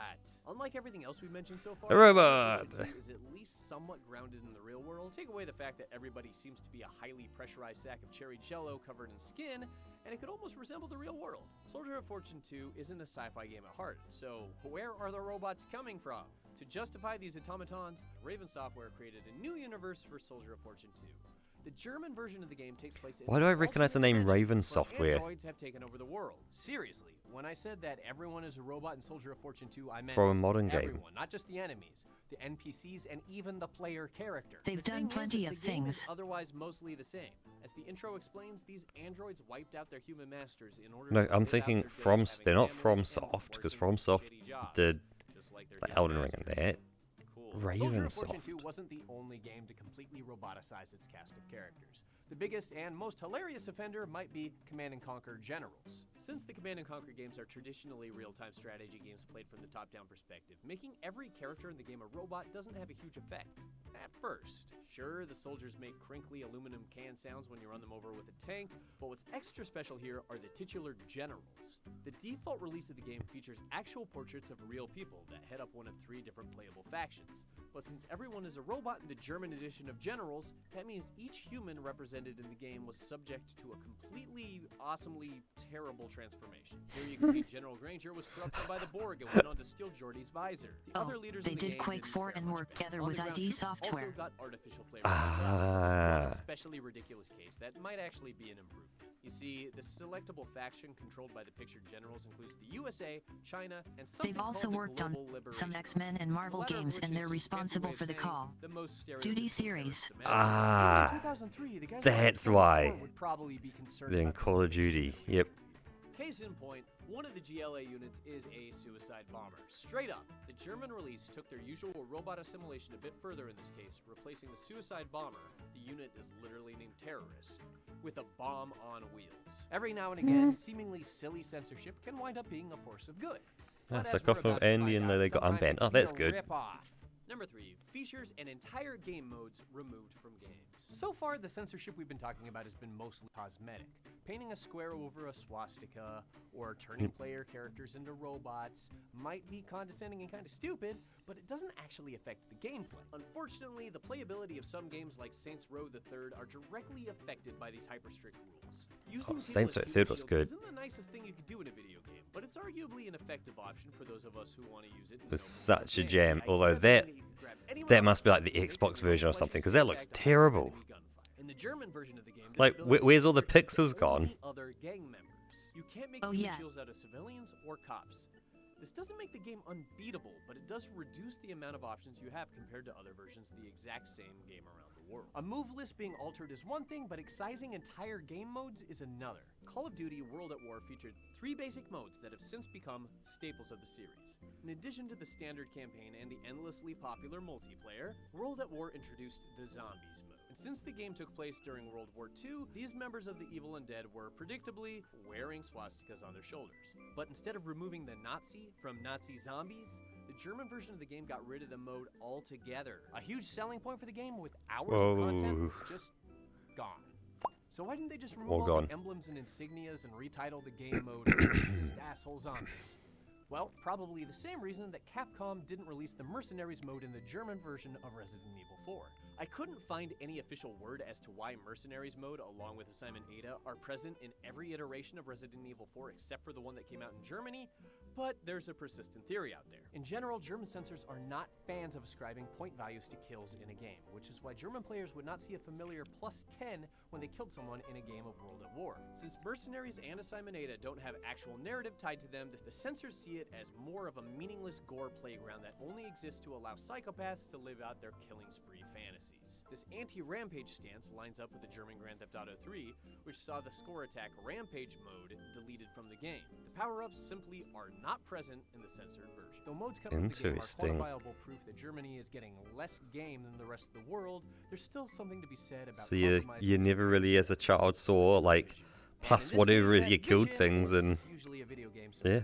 Number 4, blood, gore, and violence toned way down. The US and Europe have a very different way of seeing things when it comes to well, the US only gets if all I bought the uppity when real they're shooting a versions. hint of a Yep. nipple or something, but they're Here's fine Roker when importing the time special Similarly, versions. gun violence is a little less tolerated in European broadcasts, but they're happy to feature a topless woman in a commercial for soup in a cup.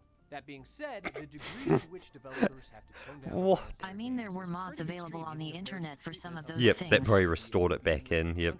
Horror games get the brunt of it, as you might imagine. In this scene from Silent Hill Homecoming, a man with cuts all over his body starts spontaneously bleeding from every pore, drenching himself in his own bodily Also, this fluids. is just a It's piracy. a gruesome scene to be sure, but it's made much less effective in the German cut, in which this man does There bear the is just wounds, but straight they up remain piracy. scabbed and Yep. dry for the duration. Piracy. But there's a difference between toning down graphic images and just pretending that they never existed in the first place. Now, the moment depicted here remains largely the same. There's a little less blood splatter in the German version, but in general, Silent Hill Homecoming focuses on the reaction of a man watching someone get literally ripped in half by Pyramid Head. It's a creative choice that makes you, the player, imagine what horrors this character could be witnessing, and it also probably saves the animators a bunch of time. Then the cutscene ends, and things become clearer. In the US, players are met by the bisected remains of the recently departed, but in Germany, the body's just gone. Vaporized. Gone.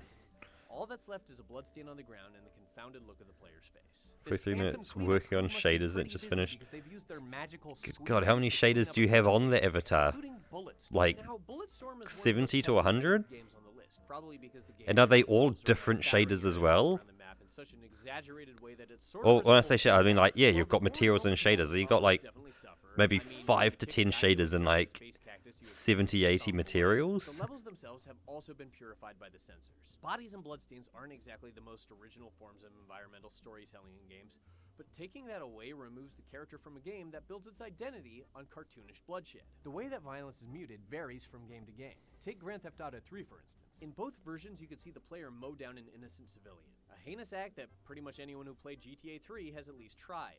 For the Western release, comical squibs spurred out of every gunshot wound, but Yep. the German GTA 3 keeps things below PG-13, as the civilian dies a bloodless death.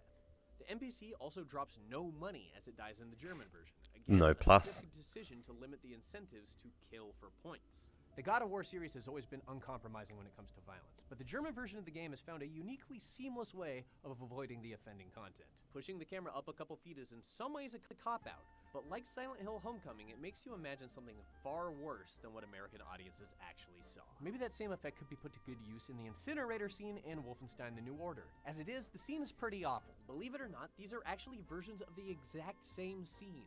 Upon awakening in an incinerator, BJ Blazkowicz takes the knife out of his gut and frees himself from the corpses hugging his body.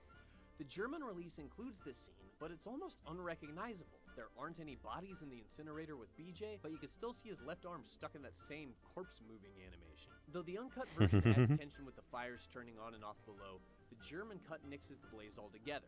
The omissions taken together suck any drama out of the scene, and worse yet, make it hard to tell what's actually happening. Even box art is not safe from censors. The American box art for Valve's zombie shooter Yep. Left 4 Dead is bold in its silliness, but the censored version is comparatively something of Yeah, a just head hiding a finger. An undead hand showing the number 4 because it's missing a thumb is stupid, but in a fun way. The German box art, on the other hand, depicts an undead hand with a thumb folded over its palm, adding a bizarre amount of agency to Yeah, its like what? It sort of ruins the joke, which is a shame because Germans are known worldwide for their freewheeling sense of humor. This probably has to do with Germany's issues of advertising games that it has deemed inappropriate. Who exactly is deciding what gets censored and what doesn't? Well, we should probably get to that. Number 5, banning games without technically banning them. So why did developers go through such insane lengths to make their games palatable for the German audience? I mean, what's the worst that could happen? Well, they could be put on the index, a list of media assembled by a federal German agency. These indexed games aren't technically banned, they're just treated like pornography, which means they can't be advertised at all, and they sometimes have to be cordoned off in a special adult section of the store. This has to do with Germany treating box art like an advertisement. The government is so serious about this that it's technically illegal to publish a list of games that are on the index, because that's seen as advertising forbidden products.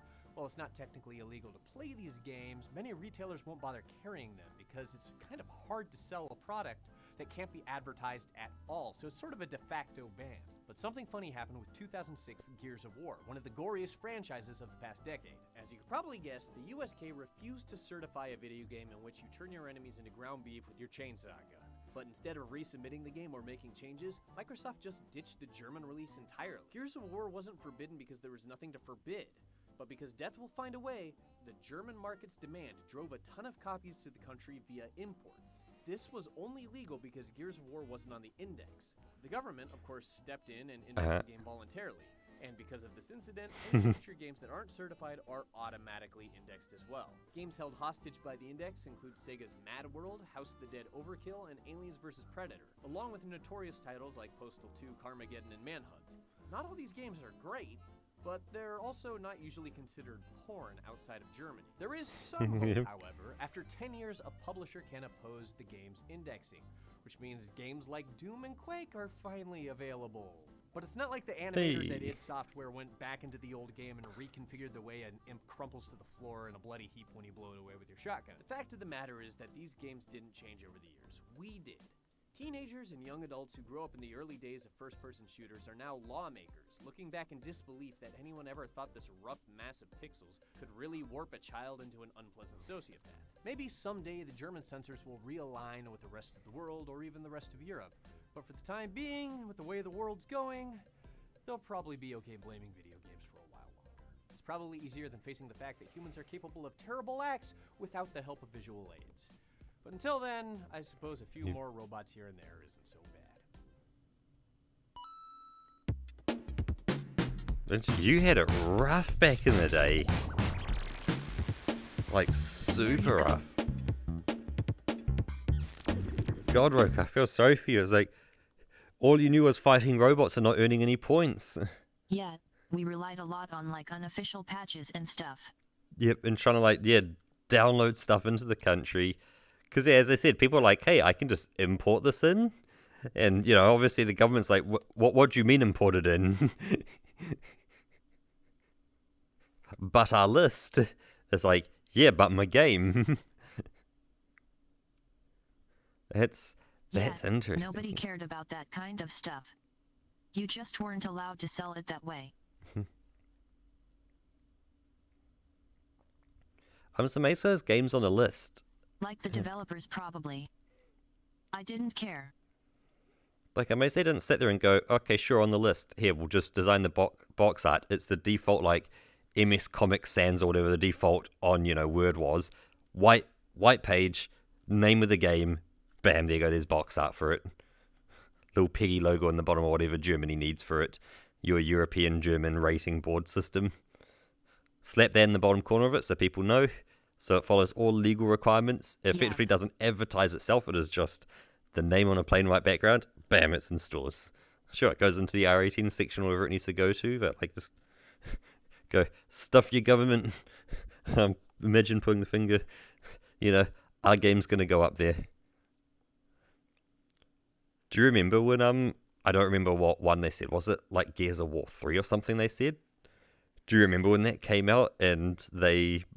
Yeah, the problem is that a lot of stores don't have like a dedicated adult section. True, yeah, I guess you've then got to get that all set up and configured and then like monitor it and maintain it as well.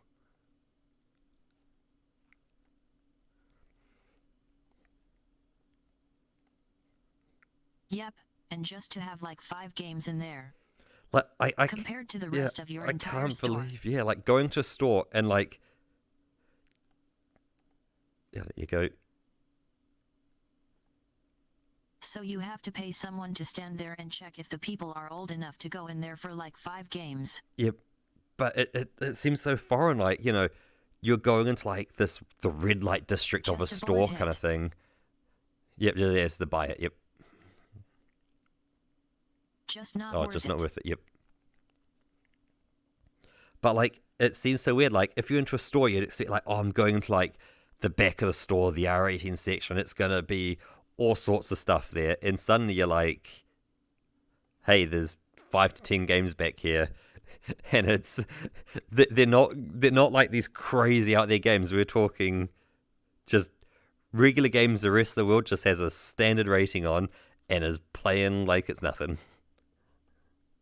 Yes, but them weren't even good. Like Some of them weren't even. look at that list there. It's like Gears of War. I want to play a Gears of War game. That looks fun. I think I tried playing Gears of War 5 on PC back when that first came to PC. I think it was Gears 5. No idea where it went. Maybe I somehow had a copy somewhere. But yeah, tried that. But yeah, we could do a Gears of War game if that's on PC, because I'm sure it's an Xbox thing. It must be on PC by now. Because I remember kind of going through school and people were like, oh, Gears of War, Xbox. Oh, yeah, I'm just like, probably. it's not on PC. I can't play it. So I always heard stories about it, Yep. but never played it. And Sorry, not for me. and for you, well, you either pirated it or it was in the R18 section of some store in the middle of nowhere. Ooh, I hear that going through. Let me... Let's do it. Cheers. I'm thirsty. Cheers, Rocket.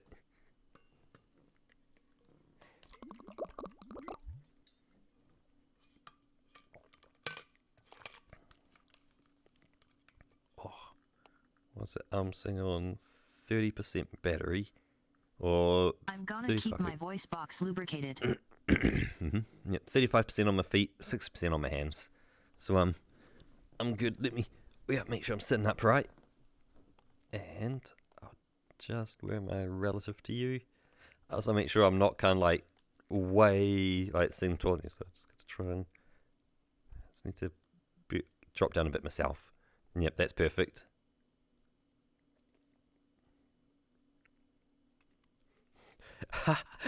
They got your leisure shoot, Larry, just because they were worried. Oh, that's parenting 101. Absolute chads of a parent just going like, you know what? We're right for this. Here's some leisure suit, Larry. Have fun. My God, how old were you at the time?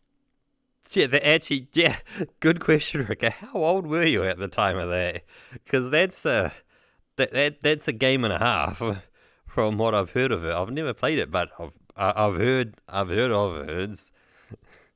Like, that's a very weird game to give to your kids. Like, no matter how old your kids are, that's a weird game to give to them.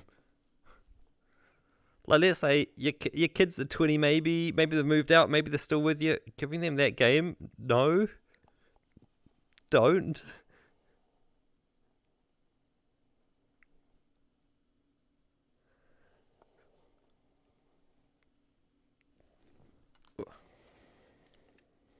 Sorting my hair out. But yeah, man, the censorship you guys went through was... Yeah, even in my 30s I would be like, thanks mom, but no thanks. 11. Oh no. No. Good lord, no. That's just no.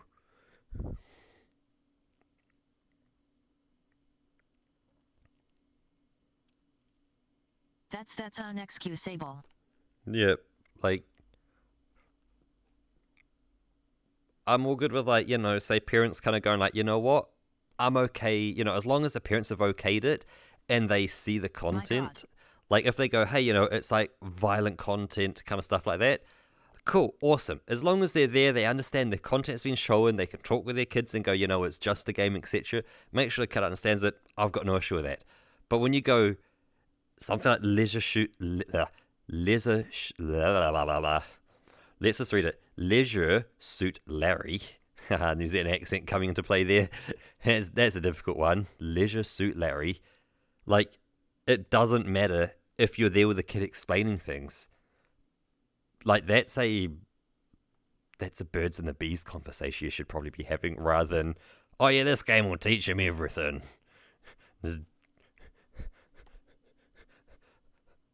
Yeah, actually talk to your child. Slaps computer. It's not that hard. Slaps computer. This bad boy can teach my kid everything. Drops They're right Leisure there. Suit Larry. Right there. Yeah.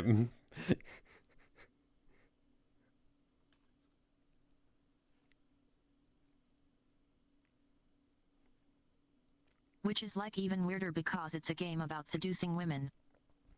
Yeah, like, Why would you give this to your child if you're afraid that they're lesbian? do you want to kind of send them on that path more? Because, like, that kind of what it's like, hey, I now know how to seduce women. Like, what do you think they're gonna learn from that? yeah, exactly.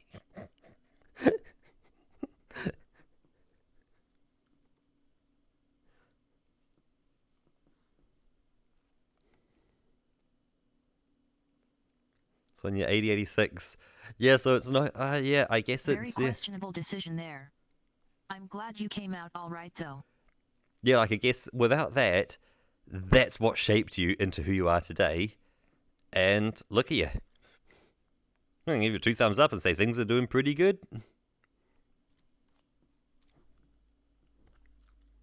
You got kind of straight, I got kind of curly thumbs. But it means I don't get the, like, horrible hooked thumb that some ego avatars get. Where it's like the thumb, Well, like... they do kind of bend to the sides. Yeah, I've got a little bit of a bend, but it's not too bad. Because some egos are just like... Poof, it's like bent back, you're like... What? Why is it bent so much? Yeah, like they're trying to touch their arm with it. Yeah, exactly. Like, trying to get it back there.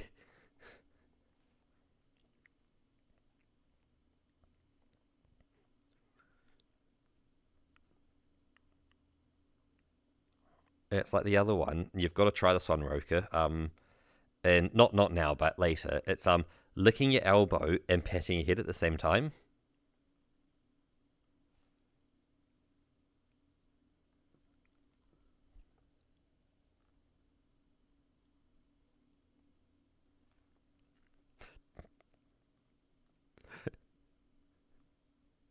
And think of what you look like right now. I'm glad nobody can see me. Yep.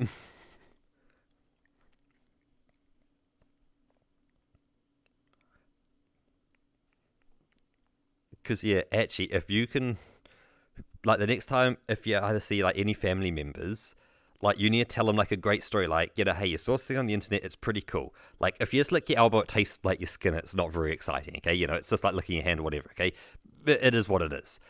But if you pat your hair at the same time, like, you could, like, you build a story with this, okay? Saying that sounds convincing. It's like the rhythms that go through, like, your head start, like, changing the way, like, your tongue picks up the different tastes, and you can get, like, a kind of a sweet taste. If you, like, pat a bit faster, like, you can get slightly savory in there just a tiny bit, still stay sweet, and, like, try and get, like, some science and obviously pseudoscience, make it sound believable, and see if you can get your mum, you know, like, trying to, on the elbow, patting their head, you know, and, you know, you say, oh, you do it with, you know, one hand, with the other, it has to be, you know, both. Great game to play with the kids. Yep. Because then they're all trying to go, because getting to your elbow, step one, not easy. Well, actually, let's point at my VR elbow. You lose all the trust you've built. Yep, once they realize what they're doing, the fact they look like an absolute idiot, but, like, it is. Oh, it's great. Because, yeah, once you can convince them, and if they believe the story enough and go, like, yes, that's like, oh, it's, you know, it's this thing I saw on TikTok and stuff, like, weave a story that a child will believe. Like, you know, and make sure you're as not quite deadpan about it, but, like, excited about it and go, like, yeah, it's so good, and, like, you know, you do it and see if, like, get them all invested in it and go, like, yes, yeah, and yeah. And, like, you talk about a bit of the science of it and, yeah, get them on that path.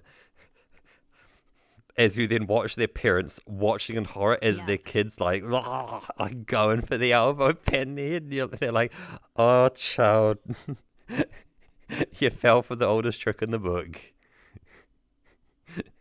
Oh, you okay, Rocket?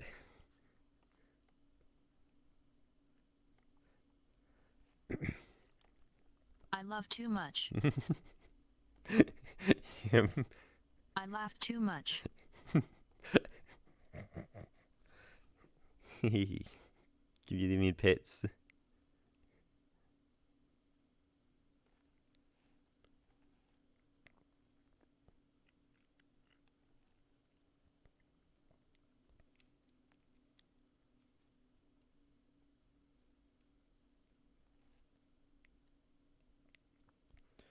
Actually, that's the question, because I've seen you playing GTA 5. Is that German censored as well for you, or is that just full release? Because I'd imagine that would have, you know, like, if you shot someone, it would drop money I don't think there's been a lot of censorship there anymore. Like, if you shoot someone, do you get money out of them? Like...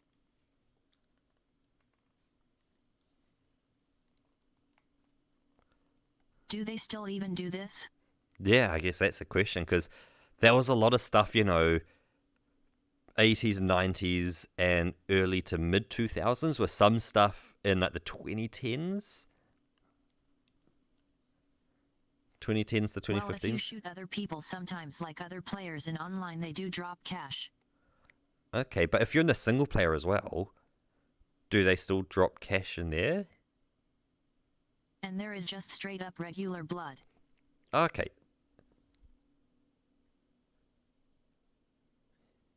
Get to use the Coke cans and light it. Use the lights to burn the bottom. One, give it to someone who is a target. Like, I'm pretty sure nowadays they just go with the international model of censorship. And this is like straight up swastikas. Mm-hmm. Okay, so they still don't like that. Which I can see. They're still gonna be careful about that. I guess it's that and the SS as well kind of stuff. It's like the international version of Wolfenstein is freely available nowadays. Yep. So I guess at least that's nice. They go, if you want the censored, you can have it, but like they kind of relax a lot on that. But they go, you know what? You're also an adult. You can make decisions for yourself. So we give you the option. If you go, I don't want that, you can choose I don't want it. But yeah.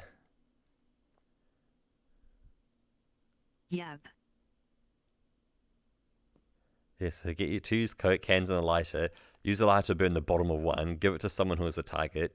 One thing to note though is that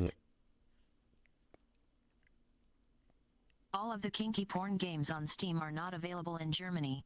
Ah, because there's a few of them, censored Australia, which then means New Zealand censors them as well. Because it's like, West Island censored them. Guess we better censor them as well. We're you know, North and South Island. They're West Island. So we're one the same. Some games we allow and they get it censored, but yeah, quite often we just seem to match them, which is annoying. They're the biggest, closest thing, you know. Yep. Big Brother Australia. Let's just copy their homework. Exactly. Sometimes their homework's not the best to copy.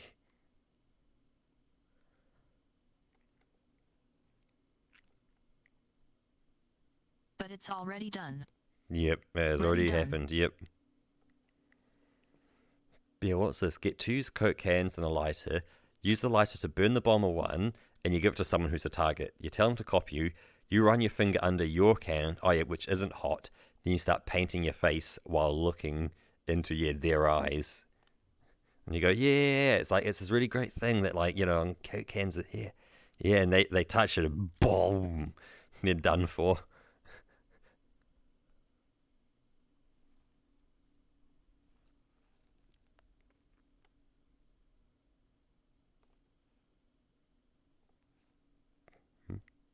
No, the thing is that you copy the same movement that you do, like the black smudges on their face. Oh, yeah, you.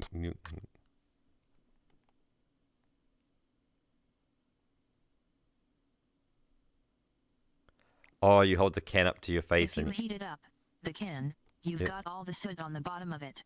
Yep.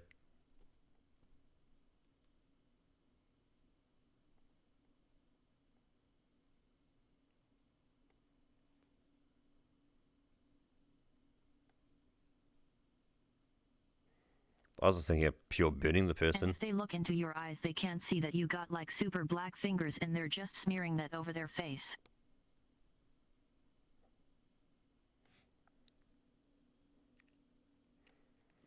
Oh yeah, I mean boom by like boom, you're touching, hot metal, but I think Roka's probably got it where, yeah, they're smudging, the soot.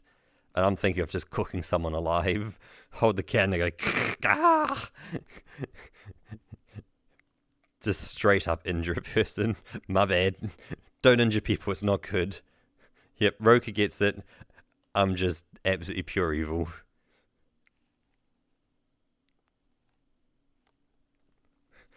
My bad. Oops, my bad.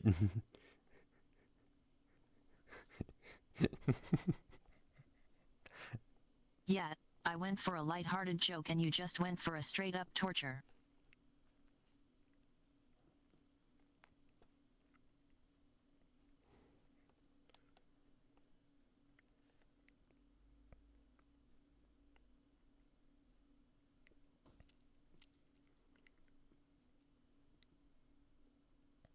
Because, yeah, I don't think anyone here will remember, but there was a time when I played through Doom Eternal on stream. And so, yeah, the people who saw that, so of course, I'm me as my VTuber avatar, absolutely blasting through demons in Doom Eternal. Because that was before Hogwarts Yeah, Legacy. it's still on my list as well. Yep.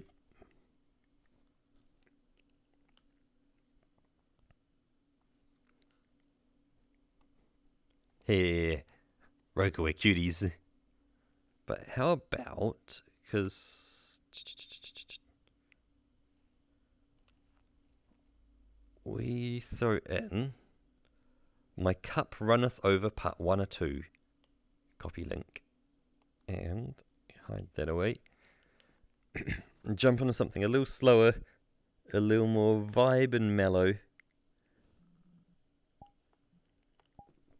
So remember this one, he uses the paper to solidify everything on there as well, so it doesn't. This video Yeah. is brought to you by Squarespace. From Yeah, come away and all online that. stores to marketing tools and analytics, Squarespace is the all-in-one platform But yep. to build a beautiful online Good old presence and run your Squarespace. business. There are some projects that from the moment they enter the studio are all I can think about. During the day, at home, at night, I am anticipating the labor that will go into them, the transformation that will be on the other side, and yes, my client's reaction, even if they are far afield and in another country. For every easy painting that It's is crazy that people well, would send easy stuff and overseas fun, to him there to is restore. a painting that is challenging because it requires intellectual, emotional, and physical investment. But these promise to pay dividends on the other end. And this painting of Dionysus or Bacchus does not disappoint. Though without a title, absent a signature or authorship, and devoid of provenance, it is clear that this painting was executed by somebody with great talent. The composition draws your eye in. The rendering of the figures is compelling, and the beautiful way that the skin tones were handled as they come out of the darkness, well, it's just stunning. But problematic for this painting is, well, just about everything else. The surface is so textured and so cracked and falling apart that it's impossible to see anything I mentioned previously. The paint is cracking, areas are flaking off, they catch your eye, and they make it impossible to see anything but the surface. Areas that have been completely reconstructed because of loss are pretty visible. There are areas that are smooth that are not supposed to be, textured where they're supposed to be smooth. And the light catches all of this and betrays any quality work that was done during the past conservation. This piece is glue-lined to an old canvas, adhered to a mediocre stretcher support. There is a heavy layer of grime and significantly discolored natural varnish, and the old retouching has started to darken or change and betrays its likely once accurate nature. And so the So I guess conservation back in the of day this when they piece will conserved require it, it's just just about they everything didn't we have the do same at Steam technology we had these days to use, including paints a that heavy wouldn't dose of change patience, with This looks UV. like a nasty discipline, piece of work. and fortitude, because I suspect it will be a grand project. Yeah. But these grand projects are exciting. And for me, as a conservator, well, yes, I like the easy ones.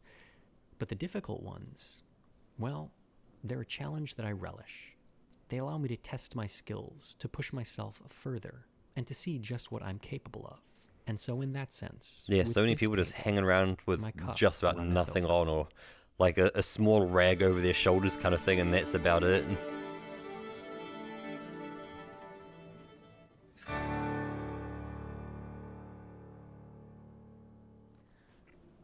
You know, the first time I tackled a really major project like this one on my own, well, I was completely overwhelmed. I mean, now it's easy for me to joke about my cup runnething over with the amount of work that needs to be done. But back then, some 25 years ago, gee, I was completely in over my head. And that paralysis can stop you in your tracks, delay your dreams, cripple your business. So when it comes time for you to build that website that you've been procrastinating, turn to Squarespace. They've got it all figured out. It's as easy as 1, 2, 3. 1. Find your domain name. The way he just kind of slid that in there, and purchase it right through he's been doing this for a while. If you already have a domain, you can transfer Alright, this it over isn't a to cheers. I just need to Squarespace, sip where they just to offer keep my voice competitive going. pricing and seamless Unless you want to do a integration full with their cheers. web platform. 2. Choose your template. But you can select I think I just from want more one of a sip. Squarespace's thousands of professionally designed templates that work anywhere from desktops to tablets, even mobile devices. So your visitors get a unified, complete experience no matter where they are. Let's No go coding for required. one. 3. Cheers. And this is the fun one, filling it up with whatever you like. Now, you are probably going to run into some questions along the way. This is a big project, after all. And this is where Squarespace shines. They have Cheers. webinars, online articles, how-to guides, and videos walking you through how to do just about everything on their sites. And if you still need a little bit more help, well, there's a robust forum of people just like you using Squarespace that are happy to jump in and give you a hand. So head over to squarespace.com Excellent. There's always for a people free willing to trial. give you a hand. And when you're ready to launch, go to squarespace.com/Baumgartner to save 10% off your first purchase of a website. Hell or yeah, domain. go save your 10%.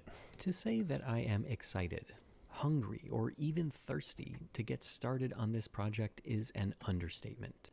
Since it arrived in the studio, I have been dreaming of this conservation process, what it would be like, and what it's going to require of me. But now that my client has approved the work, I can get started in full. And the first thing that I do is start to prepare a fish glue for the facing of this painting. Because the paint is so delicate and actively flaking off, and because I am going to remove this canvas from its lining, I need to make sure that none of that delicate and important paint is lost. And so the facing will make sure that during handling, washi. during the hot table treatments, and that's what it's all called. of the other stuff that I'm going to do, that paint layer is secured and stable. Yeah. It also protects it a little bit from scratches and handling during that process, even though it's quite dirty and there is an old varnish on it. The first thing I need to do is to orient Got another one. paper, and this is a Japanese mulberry paper. Japanese The reason I mulberry. use this paper is because it is incredibly strong. The mulberry fibers can resist quite a lot. Using the edge of my table, I can tear this paper and get a relatively clean edge. And this is a technique that all printmakers know to create a false deckled edge to simulate a natural paper making process. Once that little strip is cut, I can now start adhering this paper to the face of the painting.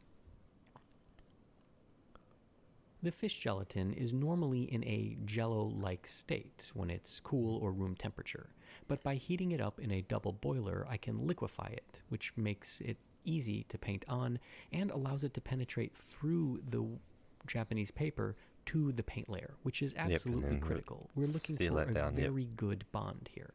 We want to make sure that there are no air bubbles and that all of the paper is in contact with all of the surface of the paint. So yes, and nothing can flake off it. It's all going to stay exactly where it is. Applying the adhesive is relatively straightforward. And I work from the center out to help me eliminate those air bubbles which inevitably will form. And then I just have to let it dry and wait. And that is the hardest part of this entire process. Yeah, it's the Because thing. it's going to take about a day to a day and a half Yep. for this to dry completely before I can start handling it. The fact that he skips all that waiting, it's just... Once I've given it enough time to dry, I can come back and start to remove the canvas from the stretcher. Now, I'm just going to cut this lining canvas right off. This old stretcher is not correctly sized for this piece, and the client has agreed to replace it with a modern stretcher that's going to provide more support. This is not the original stretcher that this painting was attached to when it was created. This is a replacement for the original that was probably added when this last conservation was done. So there's no real historical significance to it. And because I'm going to be removing that old lining canvas, I don't need to pull out all these tacks and save this tacking edge because, well, the original tacking edge is gone. Yeah. So by cutting it off, I can get to work more efficiently. Mm-hmm. And by get to work, I mean removing this lining canvas. This lining canvas is primed on the back. You can see that white layer, which means that using moisture or solvents or gels is going to be almost impossible because they're not going to penetrate through that priming. This is one of the fundamental reasons that we don't use primed canvases when we line paintings. We want to make sure that if removal of the lining is necessary, it can be done so either with heat or solvent, and that requires the lining canvas to be porous. Luckily for me in this case, the old adhesive is so brittle, so deteriorated, that I can peel it up. And while it's not as easy as some of the lining removals I've done in the past, I would consider this fairly easy. Yeah, this isn't too The bad canvas compared to... tears along the We've grain, watched and him that's scrape okay. I away don't for need to remove hours on this kind lining of stuff. canvas in one careful piece, there. and to some degree, removing it in little strips can be more beneficial for the painting. It allows less stress to be put on the canvas, and I don't have to worry about a really massive piece of canvas getting in the way. In any event, it's just a process of lifting up some of the canvas, using my tools where it's you still have to particularly scrape because there's well-bonded, going to be glue and there, then peeling but... it off. And then I can see what condition we have with this canvas. I mentioned that the old adhesive was really brittle and deteriorated. So too is the original canvas. And so while I have to remove the excess adhesive, I'm not comfortable exposing it to moisture, even with the gels that I use, because this canvas is so delicate, so frail, and I fear that any moisture exposure would cause it to swell and deteriorate any more. So I'm using a stiff nylon brush, which, yes, I know causes abrasions on the back of the canvas, but it is the least worst of the options I have available to me. Just by going over the canvas with that nylon brush, I'm able to flake off all of the little bits of adhesive that were still stuck.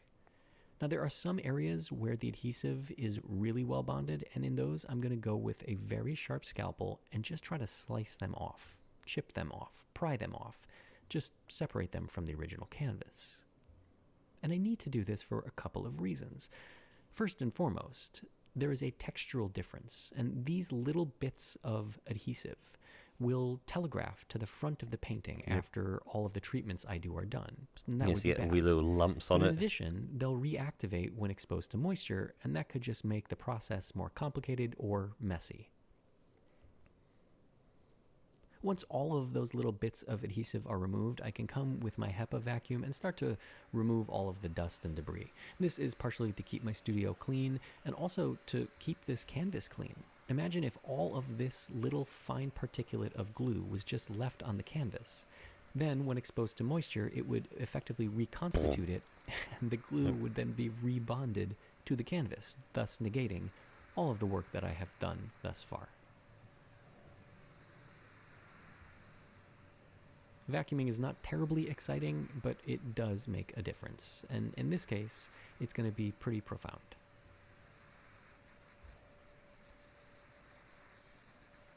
Once that vacuuming is complete, I can now transfer the painting over to the hot table for the first of many treatments.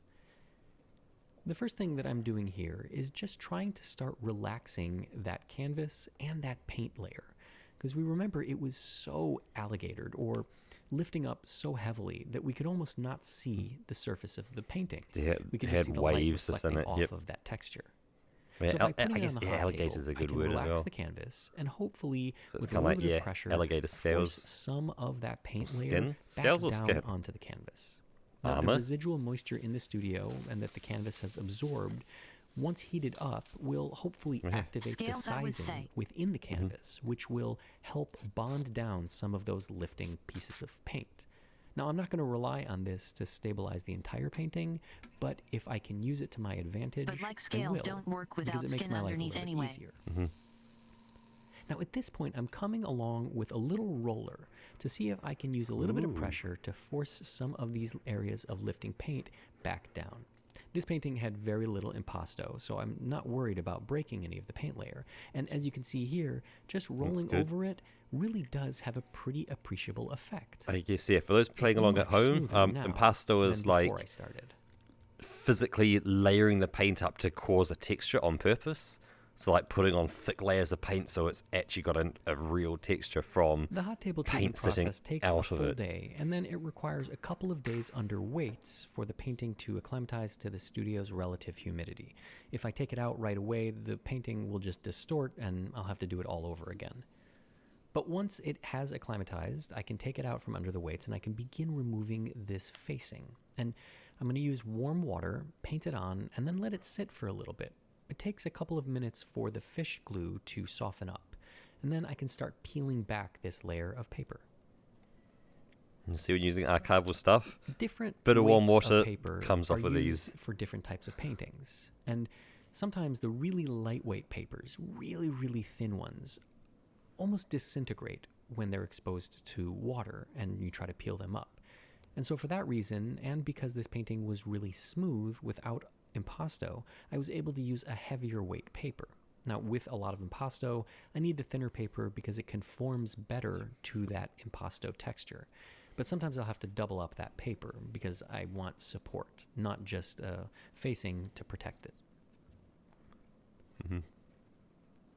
I've said it before, but one of the benefits of doing this treatment with the washi kozo is that it will lift off some of the surface grime paper on as the well. painting. So I get the added bonus of getting kind of like a half cleaning along with all of the stabilization and protecting that it does.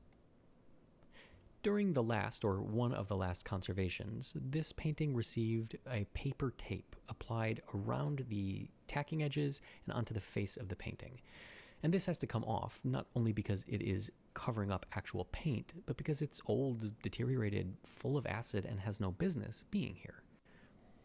Here, I did use a water gel to soften up the adhesive in that tape, and then with my scalpel, I just scraped it up. Ultimately, this edge of the painting will probably be covered by the frame, but I still want to treat it right. It's in my studio, and I have the opportunity, so I figure, why not? But now we can start focusing on what's really the exciting part, the cleaning. This painting is filthy, has a lot of surface grime, and old varnish. Now, while most of that old surface grime was removed with the facing treatment, the old varnish has not been removed, and so I need to remove it. And I'm going to do that with a solvent mixture that I've tested on this painting, and a cotton ball rolled on a little wooden stick. And the main reason that we use a wooden stick, Yeah, when you see that and a white little just go cotton on it, and is just so that come we out. can see what we're doing. Our hands aren't in the way. It's like, yeah, and we I have always said more when you first see it, you go like, control oh instead yeah, of a that big looks cotton white, ball and then you saturated with realize solvent how spilling yellow out it has everywhere gone, and and eliminating the actually, possibility to work in it's a like very this confined area. vibe. Look This at that, little how swab vibrant that is. allows us to do just that. And you'll notice that I'm cleaning deliberate and discrete areas. I'm not using a grid pattern. I'm not starting in a random place. I'm starting with white because yeah, it's I've crazy how tested you this can to be like the compare most the two stable parts color. right next It's to each also other. going to be the most dramatic transition, so I can use it as a litmus test for all of the other colors. I'm staying within the shape of this piece of cloth because I don't want to start to drift into the other areas of paint. Because if they're not as stable as the white, I'll need to change my approach or my cleaning solution. And so by staying in one confined color, I have the highest chance of success. Now, based on the way that the white came up and how clean it looks, I am incredibly excited to see the rest of the painting cleaned. But right off the bat, I'm seeing a lot of damage and a lot of retouching. In fact, I wouldn't even say this is retouching. I'd say it's more glazing or overpainting. Instead of using a very small brush to address the losses, it seems like a thicker brush was used to feather in all of them. Yep. It's much faster and much easier, but that's not the way it's supposed to be done. And with respect to the damage, there is a lot. Lots of little chips, little scratches, tiny bits of paint loss, which means there's going to be a lot of retouching for me. Now, I mentioned whoever's at the paid for this has that paid a I was excited fortune about this painting to get this because to be restored it really offers the with what he's conservator, doing. me, an opportunity to use all of my skills. Yeah. And that's what makes this job fun. As he The said, easy yeah, he's paintings using are all his fun skills because for they're this. easy, but the challenging ones are fun because they teach you something about yourself, and they let you demonstrate to yourself that you're good at what you do, and that's a really amazing feeling. There's also the great reward of seeing a painting that is in otherwise kind of lousy condition be transformed into something that is beautiful, stunning, takes your breath away. Like, just the But difference seeing in this skin now, color I'm from their starting to back to their wonder arm if now I is had like, big eyes, so to speak. yo, because this is it's going so to good. be a lot of retouching. Yeah, And look at all retouching that takes across a their ton of time, right hand shoulder. Whereas It's this just cleaning process will ooh. take, maybe 3 or 4 hours from the start to the finish. I can't even begin to estimate how much retouching I'm going to need to do, because every square inch that I reveal seems to get worse than the one That's prior. a good old t-shirt sunburn with like That halfway said, up your arms. I was excited. I'm just still saw it. excited. Just a little bit nervous. Oh no.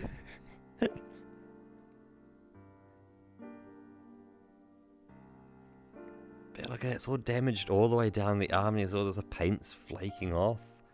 All around the crease there as well. We would Yep. go for a lion there.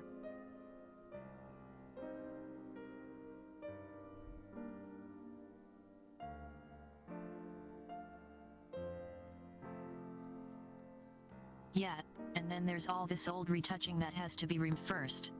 Yep, yeah, as he's doing this, Before we is, can yep. get to the actual work. Yeah, well, this is removing some of it, plus I think there was some fill-in as well that it looks like he's going to have to remove. Like, it looks like down on, like, their kind of lower back, there was, like, yeah, a whole chunk that needs to be removed.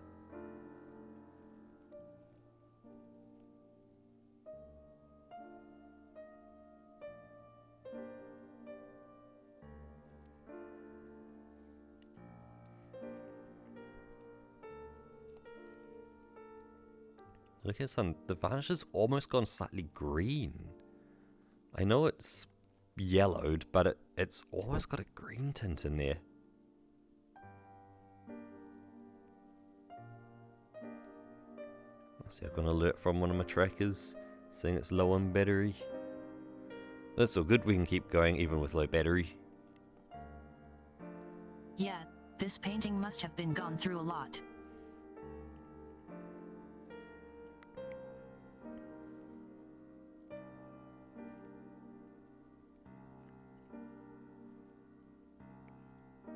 But the difference in, like, it makes the rosiness of the cheeks a lot more subtle once that varnish is gone. Like, it's not, like, that was almost making it like a fluoro red.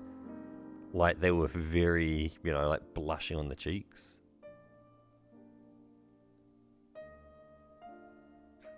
But yeah, all that loss underneath the lips as well. And then the big reveal of the eye.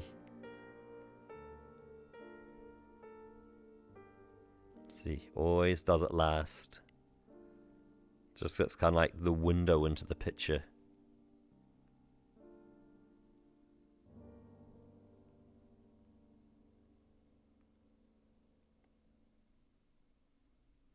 With the painting cleaned, I've decided to cut treat it short, again on the hot table. smooth. Because I'm not satisfied with the condition of the paint layer. It's still standing up quite a bit and still really textural, and I want it smoother. So, back onto the hot table for treatment number 2.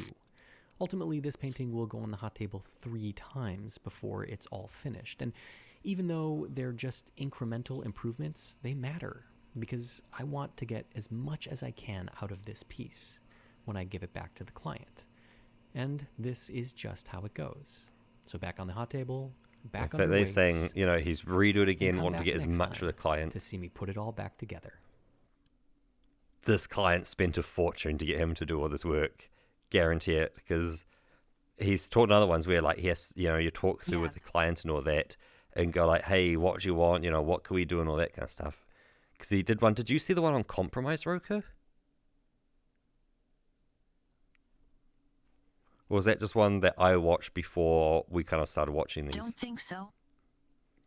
Because yeah, the compromise one was very interesting on the kind of almost the behind the scenes of talking with the client around like, hey, let's do the best we can for this picture. And the client says, I've only got $1.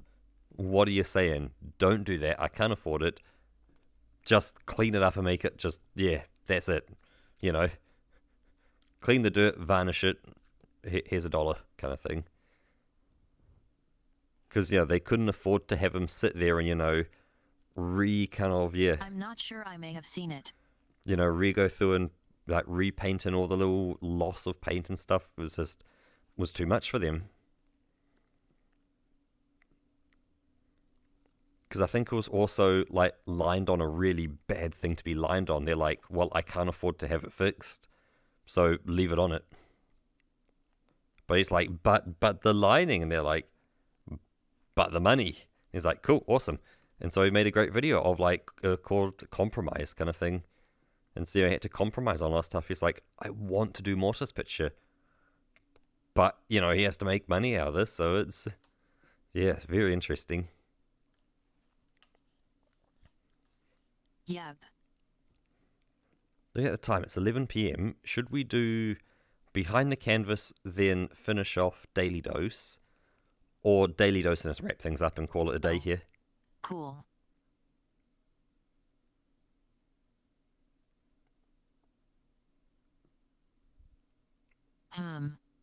Or do you have something that you're interested in?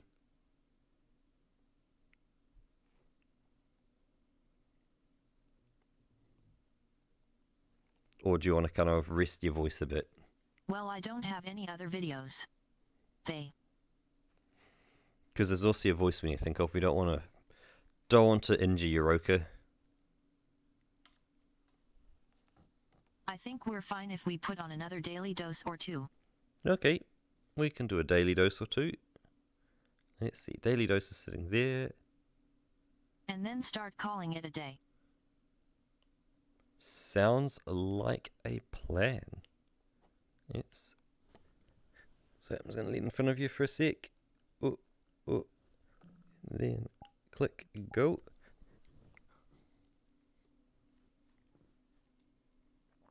Hello everyone, this is your Daily Dose of Internet. This guy had an allergic reaction and they had to use an EpiPen.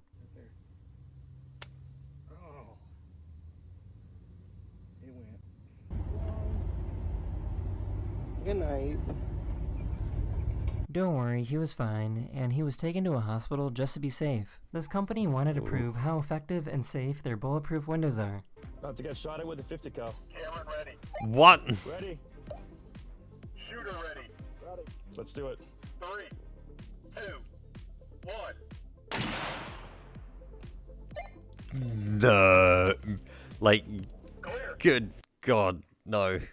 Taco for dog. Are you serious?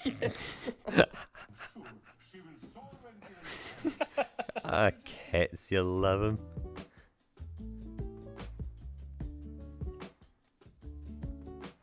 This person accidentally dropped Love their to get a phone Sphinx. into alligator-infested waters. Meet me. Oh no, it's a battery. Shit, if that thing goes, the alligator would go up in flame. Oh shit. Because I think lithium ions, it's a bomb in your pocket pretty much is the best way to describe it. I know about the blue screen of death, but I've never heard of the black screen of death. What? Good old Max being Max. Yeah, 50 cal's an Shouldn't be anti-tank. happening. I guess this is what the last day of school looks like in some places.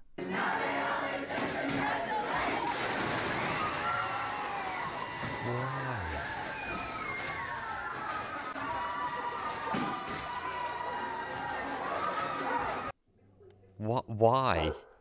I don't get it.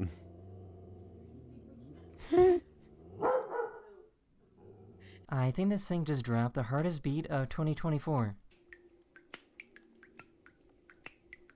Like, don't you need this stuff for next year?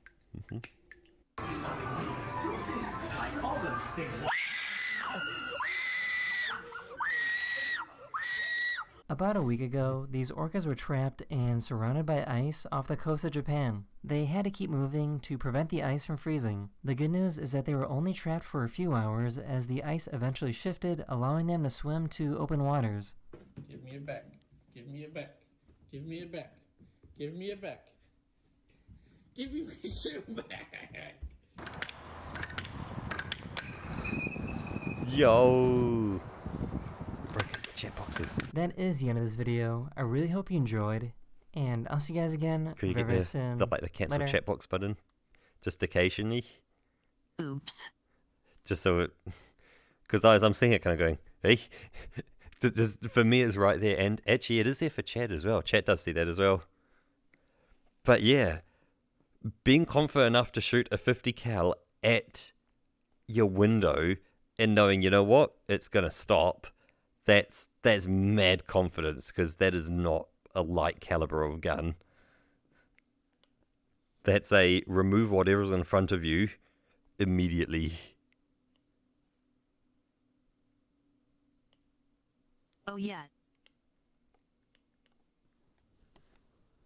Yeah, drill a giant hole through whatever I'm pointing at. Yep, that's a just remove whatever's in front of me because I don't want it there anymore kind of gun.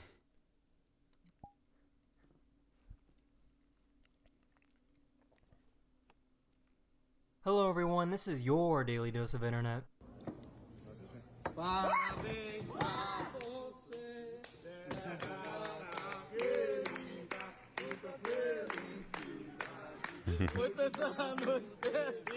Who knew that working at a brewery could be so dangerous? Oh, yep. Oh, yep. Breweries,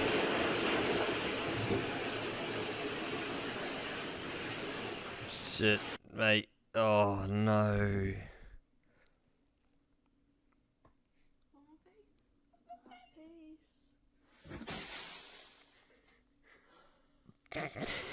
She managed to find the off button on this The cat. drop at the end.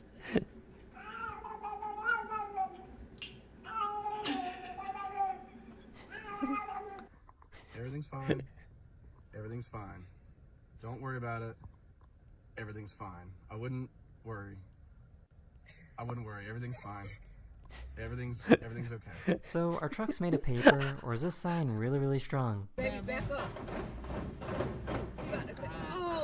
Yeah, the side of trucks are made of paper. Yeah, fairly thin and lightweight. Very strong frame around the outsides. Do not get out this car. He is finna leave. There you go, yeah, one set's a strong, but it rips it off. Yeah, but, oh.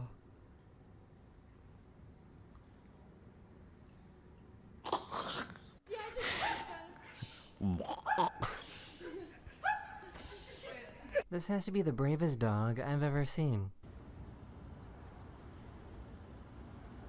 It knows. It knows it's been gotten before by them. Oh, I thought it was a wasp nest or something. Oh, a plastic bag. The noise! The good news is that he wasn't hurt. The sound. The sound.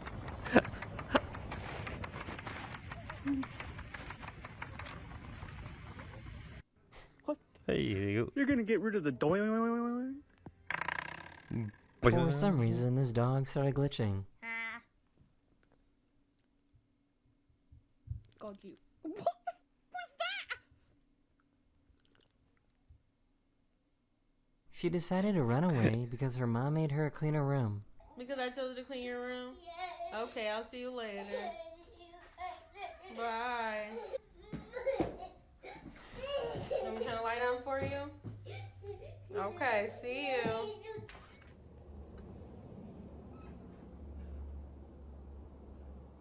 That is the end of this video. We hope you enjoyed, and I'll see you guys again very, very soon. Later. Hey. You gotta love it when you see parents, the kids are like, I'm gonna walk away, and they've got everything in a little bag and something, and the parents go for it. I opened it for you. You gonna eat that? Yep. I just love it, and you see the kid start walking down the street, and eventually they go, you know what? Yeah, I'm not gonna stay with you. It's yeah, you've got it pretty good. It's kind of cold out there.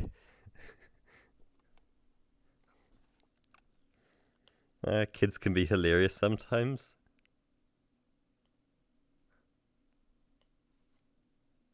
So let's see, and this is our final one that I have, because this is the latest Daily Dose. And hello everyone, this is your Daily Dose of Internet. Because of the anesthesia, she didn't recognize her boyfriend after waking up from surgery. You look a little weird. But you're cute. That cute guy's kissing me. Bloody America.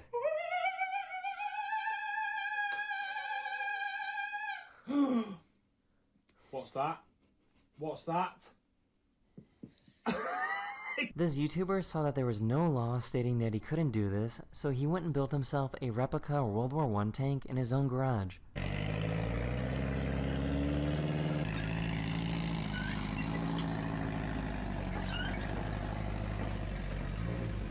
So this is pretty scary. Artificial intelligence is getting better and better every day, and all these clips that you're seeing right now that I'm talking over are not real. They were made by AI. Yeah. Obviously, if you look really close, you can see some discrepancies in places, but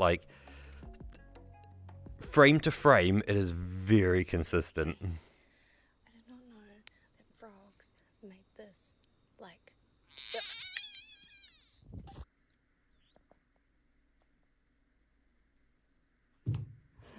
These Very birds flew in and stole all the fish he was trying to catch.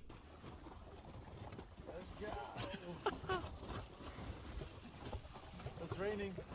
Good The forecast is raining. God. It's raining again. Look at them. They are diving in at a hell of a rate.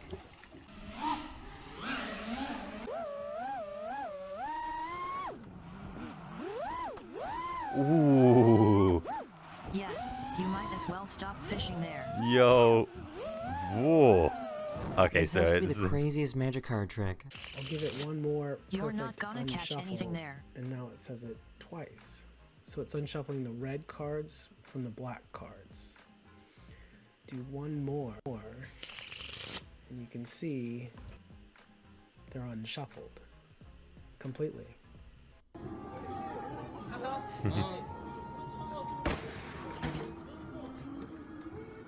Every day, the student sprints between classes, and everybody stops to cheer him on.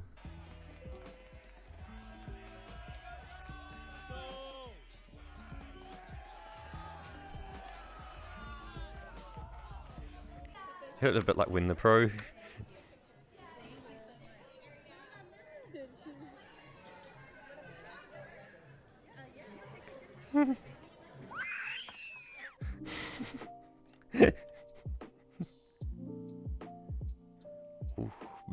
This guy found a hack so that you can get unlimited gas.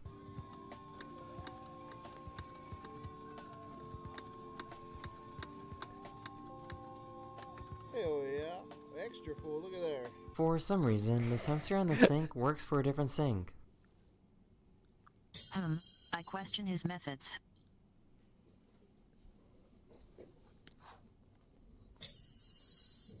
Oh, someone planned that up a bit wrong. That is the end of this video. We hope you enjoyed, and I'll see you guys again very, very soon. Later. But yeah, that first one, I didn't want to jump because I want to let it run.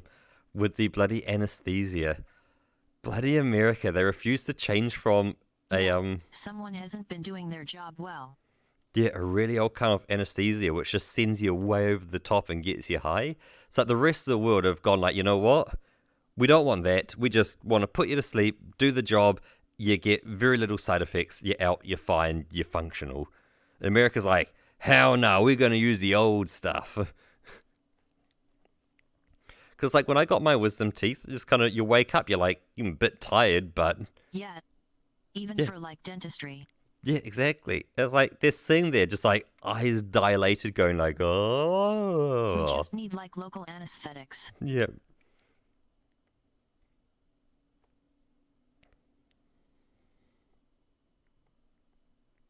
Like, not even put the person to sleep, just numb the pain in the mouth.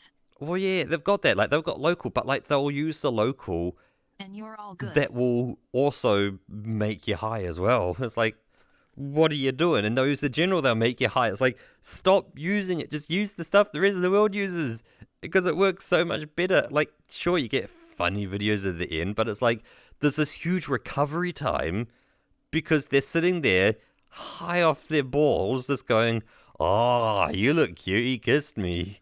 It's like, what? What?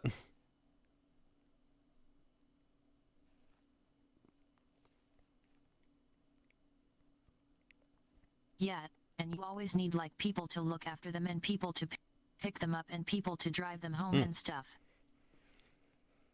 Yeah, it's like when I had my surgery to have my wisdom teeth removed, yeah, it was a full general anesthetic. But it's like when I woke up, it was, I still had to get picked up. Not allowed to It's drive like it. when I go to the dentist, I'm out like 15 minutes later in a drive home. But yeah, when it's general, you have to have someone drive you home. You're not allowed to drive home yourself. But it's like the second you're done, it's pretty much you're out. You don't need to hang around at all. You know, they get you to stay on a seat for, 10, 15 minutes, make sure you're waking up fine, everything's good, there's no immediate pain or anything. They're like, hey, cool, this is, the pills you need to take. And they can just talk to you because you're not out of your mind. You're like, cool, yep, okay, take this pill once a day, take that one twice a day, have them with food, and all the other stuff. It's weird, doctors, I don't know why. Yeah, they can actually explain stuff that's happening to you, what you need to be doing in the future. It's like, you get to be the adult looking after yourself, not, hey, by the way, parents, get them to do this stuff. Here you go.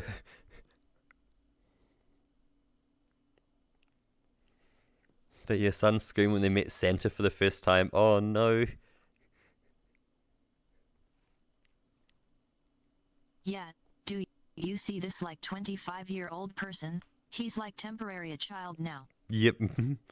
Look after him. Yeah, exactly. Yeah, as a child, Anne will be in pain in about, half an hour. They're going to be in extreme pain. So unnecessary. Yep. Once some of the stuff starts to wear off and they don't have the strong meds removing it and you've just got the meds they can give you to take home, yeah, you're going to be in pain as well and they're high off their mind.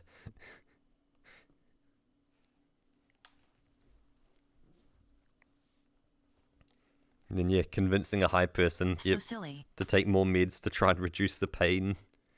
I'm like, oh, no.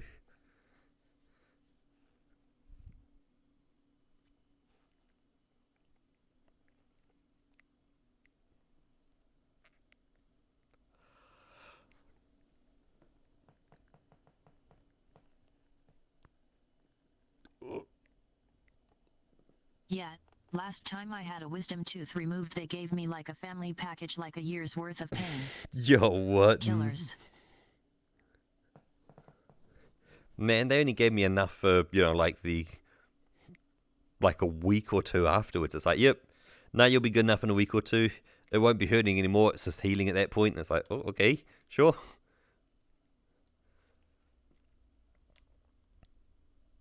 Didn't really like taking them because I hate taking pills at the best of days. So Oh yeah, I mean I stopped using them after like 3 or 4 days. I just dealt with quite a bit of pain for it.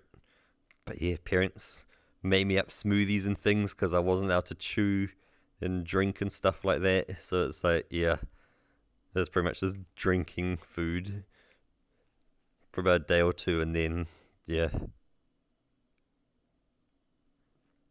Off you go, but God, I need to go back to the dentist for a checkup. Like, since getting my teeth removed, I went back to the dental surgeon like 2 or 3 more times. They're like, oh yeah, looks like it's healing good. Yeah, you should just go back to the dentist now just for regular checkups and make sure things still go good. Haven't been back since. It's like, oh yeah, probably shouldn't have done that, but you know what? Yeah. It also costs money as well. So it's like, yeah. It's like, I've got the money, but I don't like spending money. But it's like, oh, it's my health. I should be looking after myself more. I know I should be going for checkups and things and just make sure things are good. But it's like, oh. So hard spending money.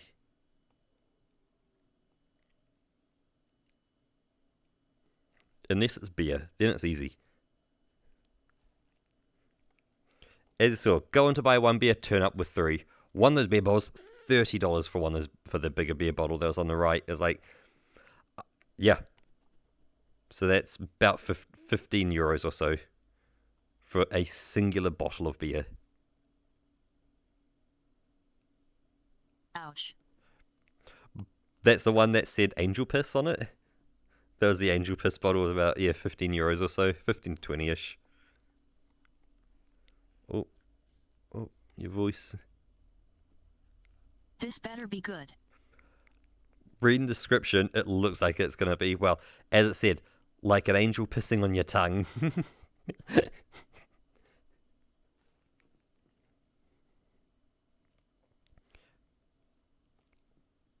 Yeah, but the thing is, like, everyone could write this on their label. Mm-hmm.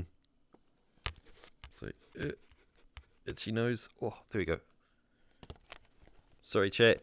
That probably would have banged around a bunch. But there's an itch, not like at the tip, but like way back up near my eyeball, kind of part of my nose, like around the bridge of it up there. It's like, oh, it's so much better. Need to just give that little scratch.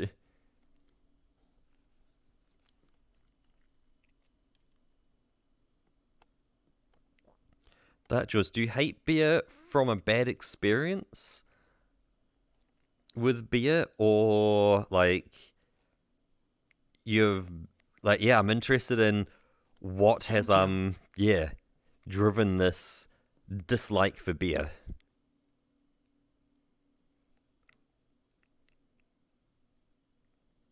Because I know quite often when people say I hate beer, it's because they've tried like an IPA and it's like, it tastes like shit, it's bitter, why would anyone want this?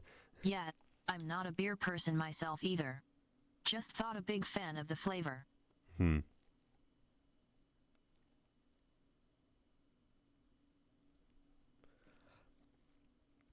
Because, yeah, my recommendation is always go for a dark beer and get a milk dark beer. So one that says the word milk in it. Because that means it has lactose in it. Lactose sugar, I should say. So I can just feel my voice going a bit. Because we've been talking for a bit, so I'm sorry I've been talking so much, Roka. But I'm going to give you a little cheers. Cheers. Cheers.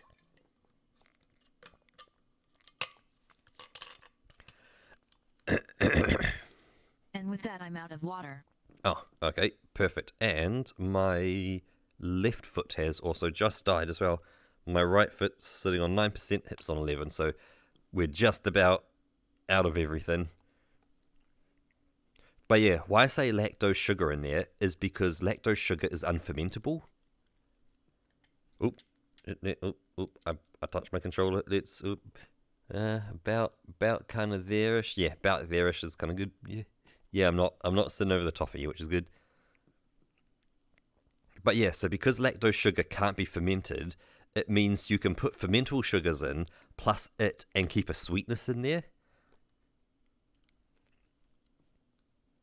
So then you can get, some of those nice kind of roasty flavors.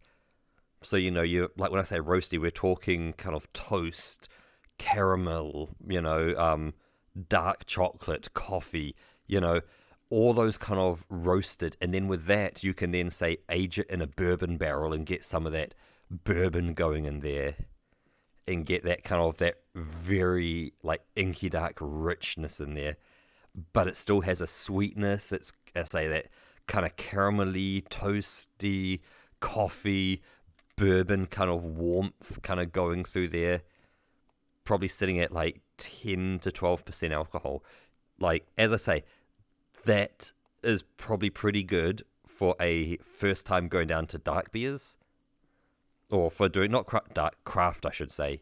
Because if you start with an IPA, I guarantee it, you would drop the glass and go, I don't care that the glass is now broken.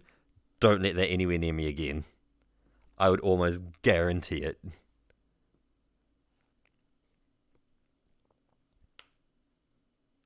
That if you wanted to go down IPAs, you would really want to go for like a session. It's crazy how you talk about all these flavors. Yep.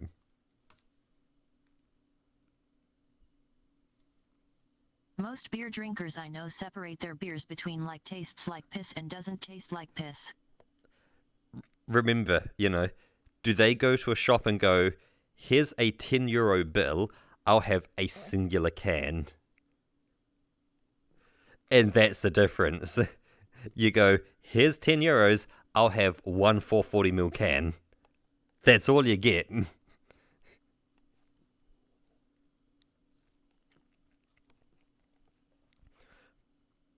Yeah, they better like the whole box for that. Yeah, €10, they're going to get like a 12-pack or whatever. A 12-pack of stubbies or something like that, and they'll be good.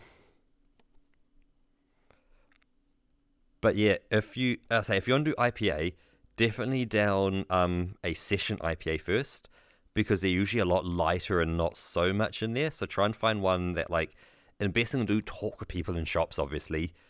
And, try to find out, hey, which one isn't so, like, bitter and super kind of hoppy, just so you can kind of get a taste of the flavor and not get hit with, this is the most extreme Hoptron Elite Ultra Boss level kind of, hey, they've done their best to pull out all those flavors, that bitterness, all of the, like, the tropical fruits through the hops and stuff like that. It's like, yeah, they're delicious, but, like, they're not easy to start with. Like, if you like black licorice, you can probably start with, like, salty black licorice, you can probably start with an IPA and be probably fine, because you're used to experiencing not an unpleasant taste, but a strong flavor that is not normally desired. Like, normally, if you cook food and you go, my food tastes bitter, you probably wouldn't eat it. Like, let's say, hey, you cooked up some chicken, you go, my chicken tastes bitter. Probably not the flavor you wanted. Or, hey, I made a salad, my salad tastes bitter. Again, probably not what you want.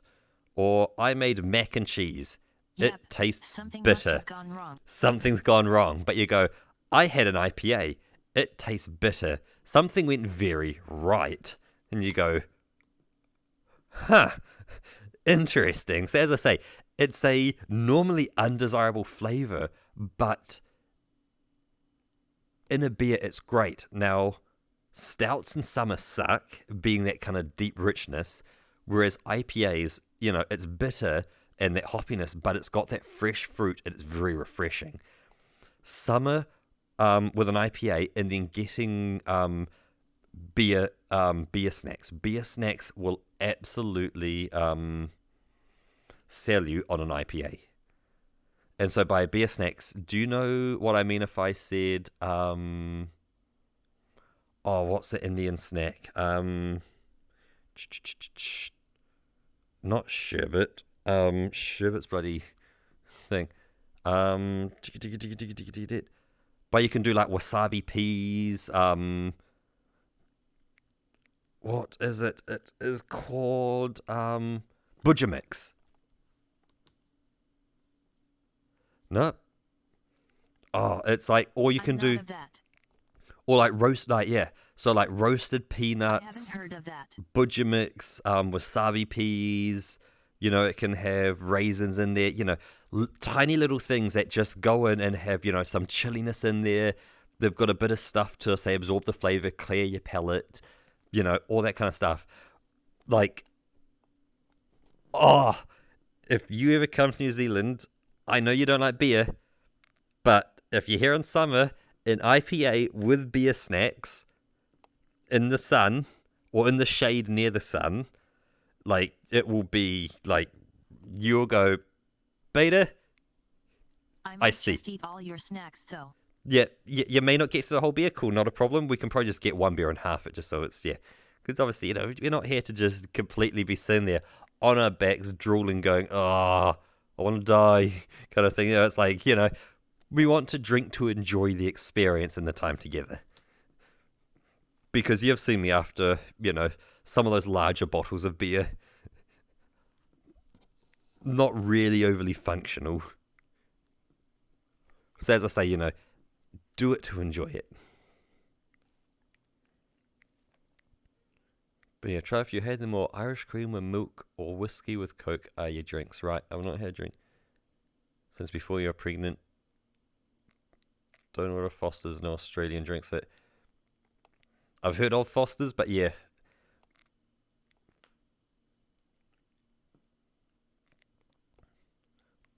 Like, for myself now, generally I stay away from all that kind of beer, because if you go to any restaurant now for beers, yes, you can still get your classic, your Heinekens, your Fosters, your big name brand ones, but like, they don't even sit at the top of the list anymore in them. Quite often they actually sit at the bottom of the list of beers, and they've just got a list of local beers now. It's like, hey, you know, this restaurant has, you know, partnered with this place majorly and this place minorly, so it's got a lot of this company's ones and a few of this company's beers. So it's like, and they're all great craft beers as well. It's just, that's the thing. And when you look at the price, it's like, hey, it's like $1 or $2 more than the cheap ones. And you go, you know what? I'll have a good quality beer.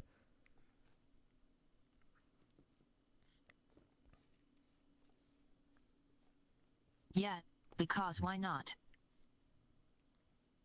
Bet you would have to go buy you a beer glass as well. Just 'cause I'll only own one beer glass. It's the problem when you live by yourself. It's like, well, I don't need one beer glass. I'm going to pour one beer, wash it, and then have a beer next week. So it's like, that's all I need. I don't, having two would be a waste. Oh, that's both my feet are dead, and it's just my hip left over now. Actually, I've just realised, we're just two little heads at the bottom. Yeah, because you would always have just one sitting around doing nothing. Let me hit that button, and I'm going to put the camera there, so it's now looking at us. So we are now, let's get us there. We're now front and center. That's better, because yeah, we're not going to do any more videos here, so we're good at this point. And I can also grab chat and put chat right next to it, so when I read chat, I just realized we're just sitting here. Yeah, you know. This means the spatial audio will be a bit messed up. Wait, isn't the spatial audio based on my ears? Or is it based on camera position? Because I still sound like I come from the same direction. Mm-hmm. But I'm sitting on the office side now. Oh, true. Although I did hit the camera flip button, I didn't just rotate it physically round. On the opposite side, it's based on your position. Yeah, I'll just put chat there, and then, yep. So I can look over to one side, see chat, and yeah, talk with you, yeah. I'll say, you know, as you say, it's like, you go, hey, yeah, the beer drinkers, you know, it's like, you've got tastes like piss, doesn't taste like piss. And I'm sitting here going like, coffee, caramel, you know, tropical fruits, banana, all that kind of stuff. And it's like, yep.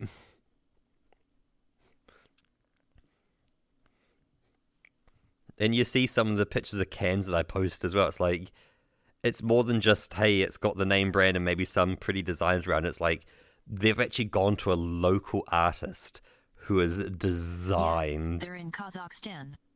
Yep. What? What? What?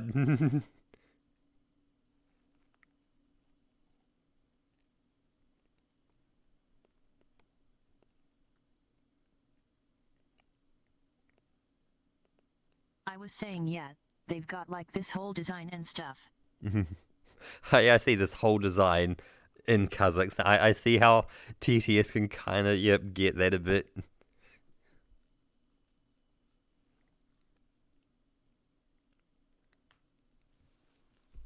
oh yeah, I can put my knees up a bit, and yeah, my knees don't move. With my voice still being kind of cracky. Yep. Well, so you can kind of get it all rested and we don't kind of injure you too much, because hopefully you're not going to, go to sleep, wake up tomorrow, and suddenly you go, I can't even speak anymore, my voice is shot. And I go, well, you were speaking before stream and now you're not speaking after stream? Huh. Wonder who caused that one. Fonty would kill me. He would fly to New Zealand and absolutely just go off on me in Spanish.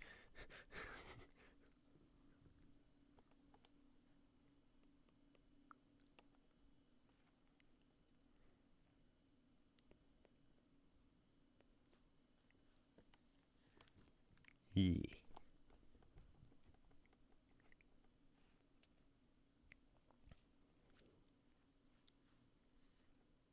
So yeah, let's start wrapping things up. Yep. What I'll do to wrap things up, let's shift over to Streamlabs, just so I can see all that there and see what's kind of going on here with the stream. And what you guys see. Oh, it might be flipped on the stream, so audio could be correct. Hold up, when you say something, I can tell what channel it's coming on.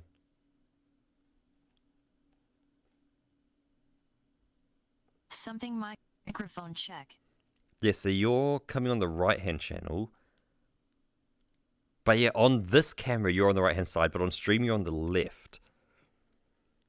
So technically, I could just flip the thing round, and you would then be on the right. Yep.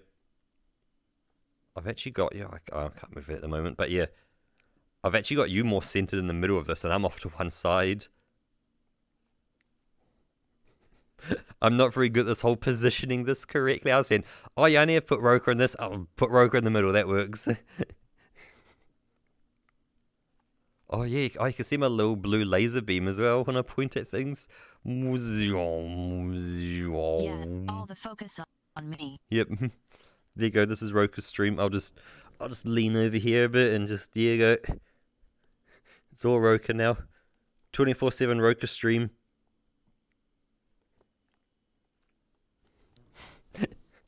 You looked at me worried. I saw that worried look. Live Roker reaction.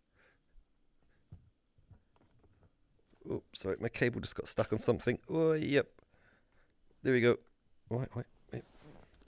It just hooked onto the chair? What? Where's all the weight gone of it? It's sitting on something. It's removed all the weight from the cable. That's weird. Where's... But yeah, I'm gonna get my rest. Take a great nap after. Oh, there we go. Yeah, yeah. Okay, something had kind of like held it up weirdly, and it's like there was no more weight pulling back on the back of my head. I'm almost used to sitting there with a weight pulling me back. It's like, if there isn't a weight, I'm kind of sitting there going like, why am I falling forwards?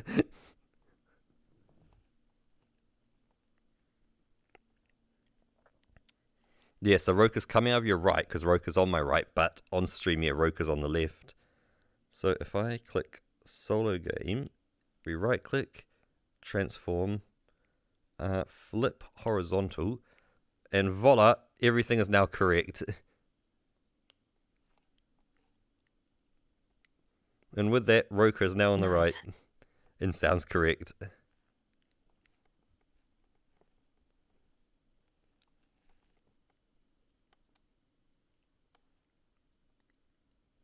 Yeah, this has been a fun little stream we've done. It's been kind of cool having, like chat just like, floating up here and, being able to bring up videos and, just being able to kind of chat just for a bit. Like, there's less kind of concentration on trying to both play a game and chat with people. It's just like, you can spend more time focusing on the story aspect and chatting, as well as, having hands makes such a difference. You have to go like, you got 1, then 2, then 3, and like you can like go through things and like, point at like your face and like kind of go, and as this went through and then 1, and then point at Roker and like, it can definitely be a lot more expressive. Yeah, and just to kill late and stuff.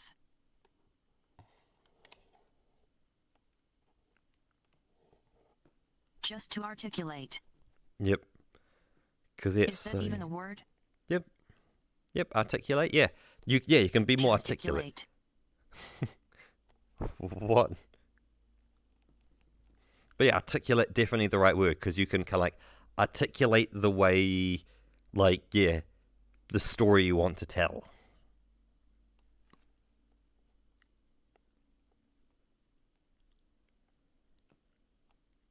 Okay, let's go with that. Because actually, that's something interesting with this. Throughout this whole stream, normally I've got the Streamlabs just off to one side, and I can just take little glances occasionally over there and go, hey, you know, how many viewers does it say we have? Like, look at the stats and go, yep, make sure, you know, things are still going, the frame rate's still up, you know, it's still streaming, I can see audio moving, and I can just take, you know, little side glances at that and just, you know, you don't even notice it, you know, you maybe just see me look across to one side and that's it. But through this stream, I have no idea how many people have been watching at all. Like, it's just been, we've just been going for it. You know, one thing I can also look at is there's a little button that says, you are live as well. It's like, yeah, that button said you are live at the beginning, but I never checked it throughout the whole thing. Quiet in chat. Has been a little quiet, so it probably has been slightly lower numbers, but we also have been in the just chatting category, and there's so many people there, so it's not like we're in a category where people can find us near the top. We're unfindable at this point. Oh, yeah, this is massively oversaturated. Yep, we are in a very oversaturated category. Whereas Stardew Valley, we can easily be on that kind of front page.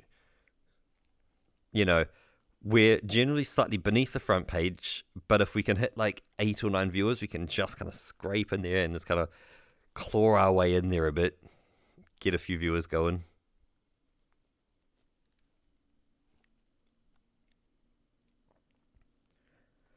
But yeah, this has been quite a thing. But yeah, it is what it is. Yep, it is what it is. I think we had a lot of fun with the people who we had here. But yeah, I got to give a shout out to Dark Jaws for hanging around as well. Yeah, this was great. Yeah, it says 2 in the chat. Yep. And the fact that that could just be a Roker and yourself. Potentially, because I see that, yeah, because you've got the chat open. Yeah, it just be us. Yep, so it's potentially just literally Roker and yourself, which is cool. Might just. But yeah, I've got to give a shout out to Pearly as well as Battler and God of War as well, who stopped by.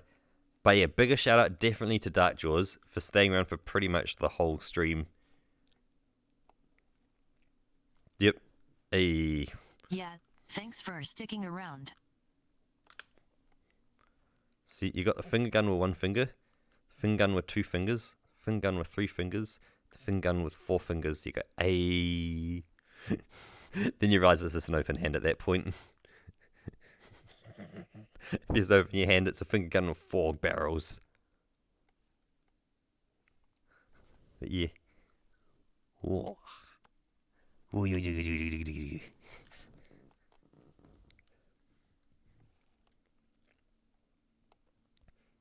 But yeah, it's been super cool. So yeah, thanks for hanging out.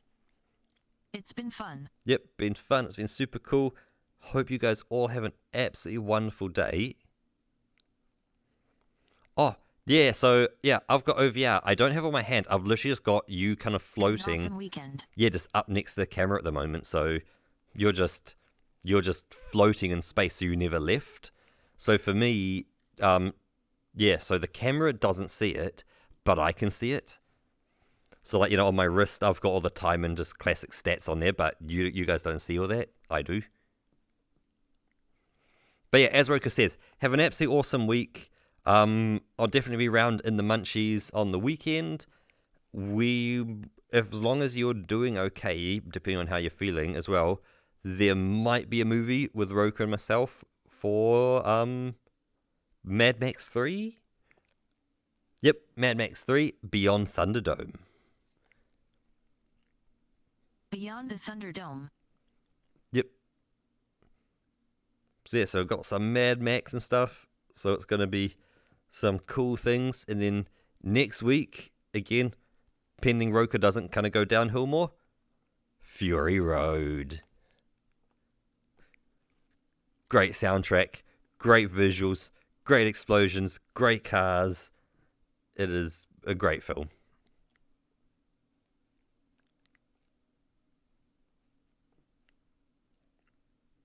Yep. What more do you need? Mm-hmm. And then you wanted to watch Porco Rosso, so there's potentially that coming up for after that, as well as looking at options for Pearly and stuff to watch A Silent Voice, because that is just, you know, for movies, it's getting up there. Because did I show you the movie Fatima Inverted? No, you know, about the one where like gravity got Don't think so. flipped? No, okay. Nope. Because that's definitely up there on one of my great films as well.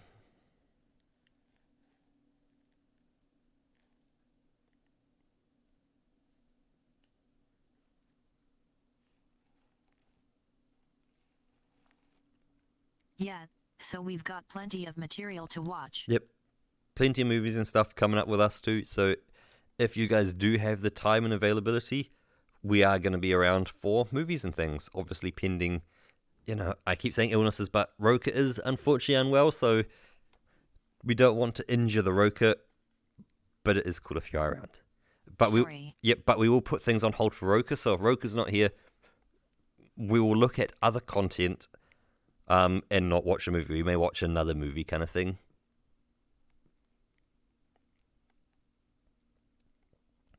But yeah, thanks everyone for stopping by. It has been an absolute blast of an afternoon and evening. And yeah, we'll see you next week. Hopefully with some Stardew Valley. Maybe. So yeah, thank you all. And I should wave my head. I'm waving my head like I'm... Fingers crossed. Got Pavlovian response here. Bye-bye. Bye-bye.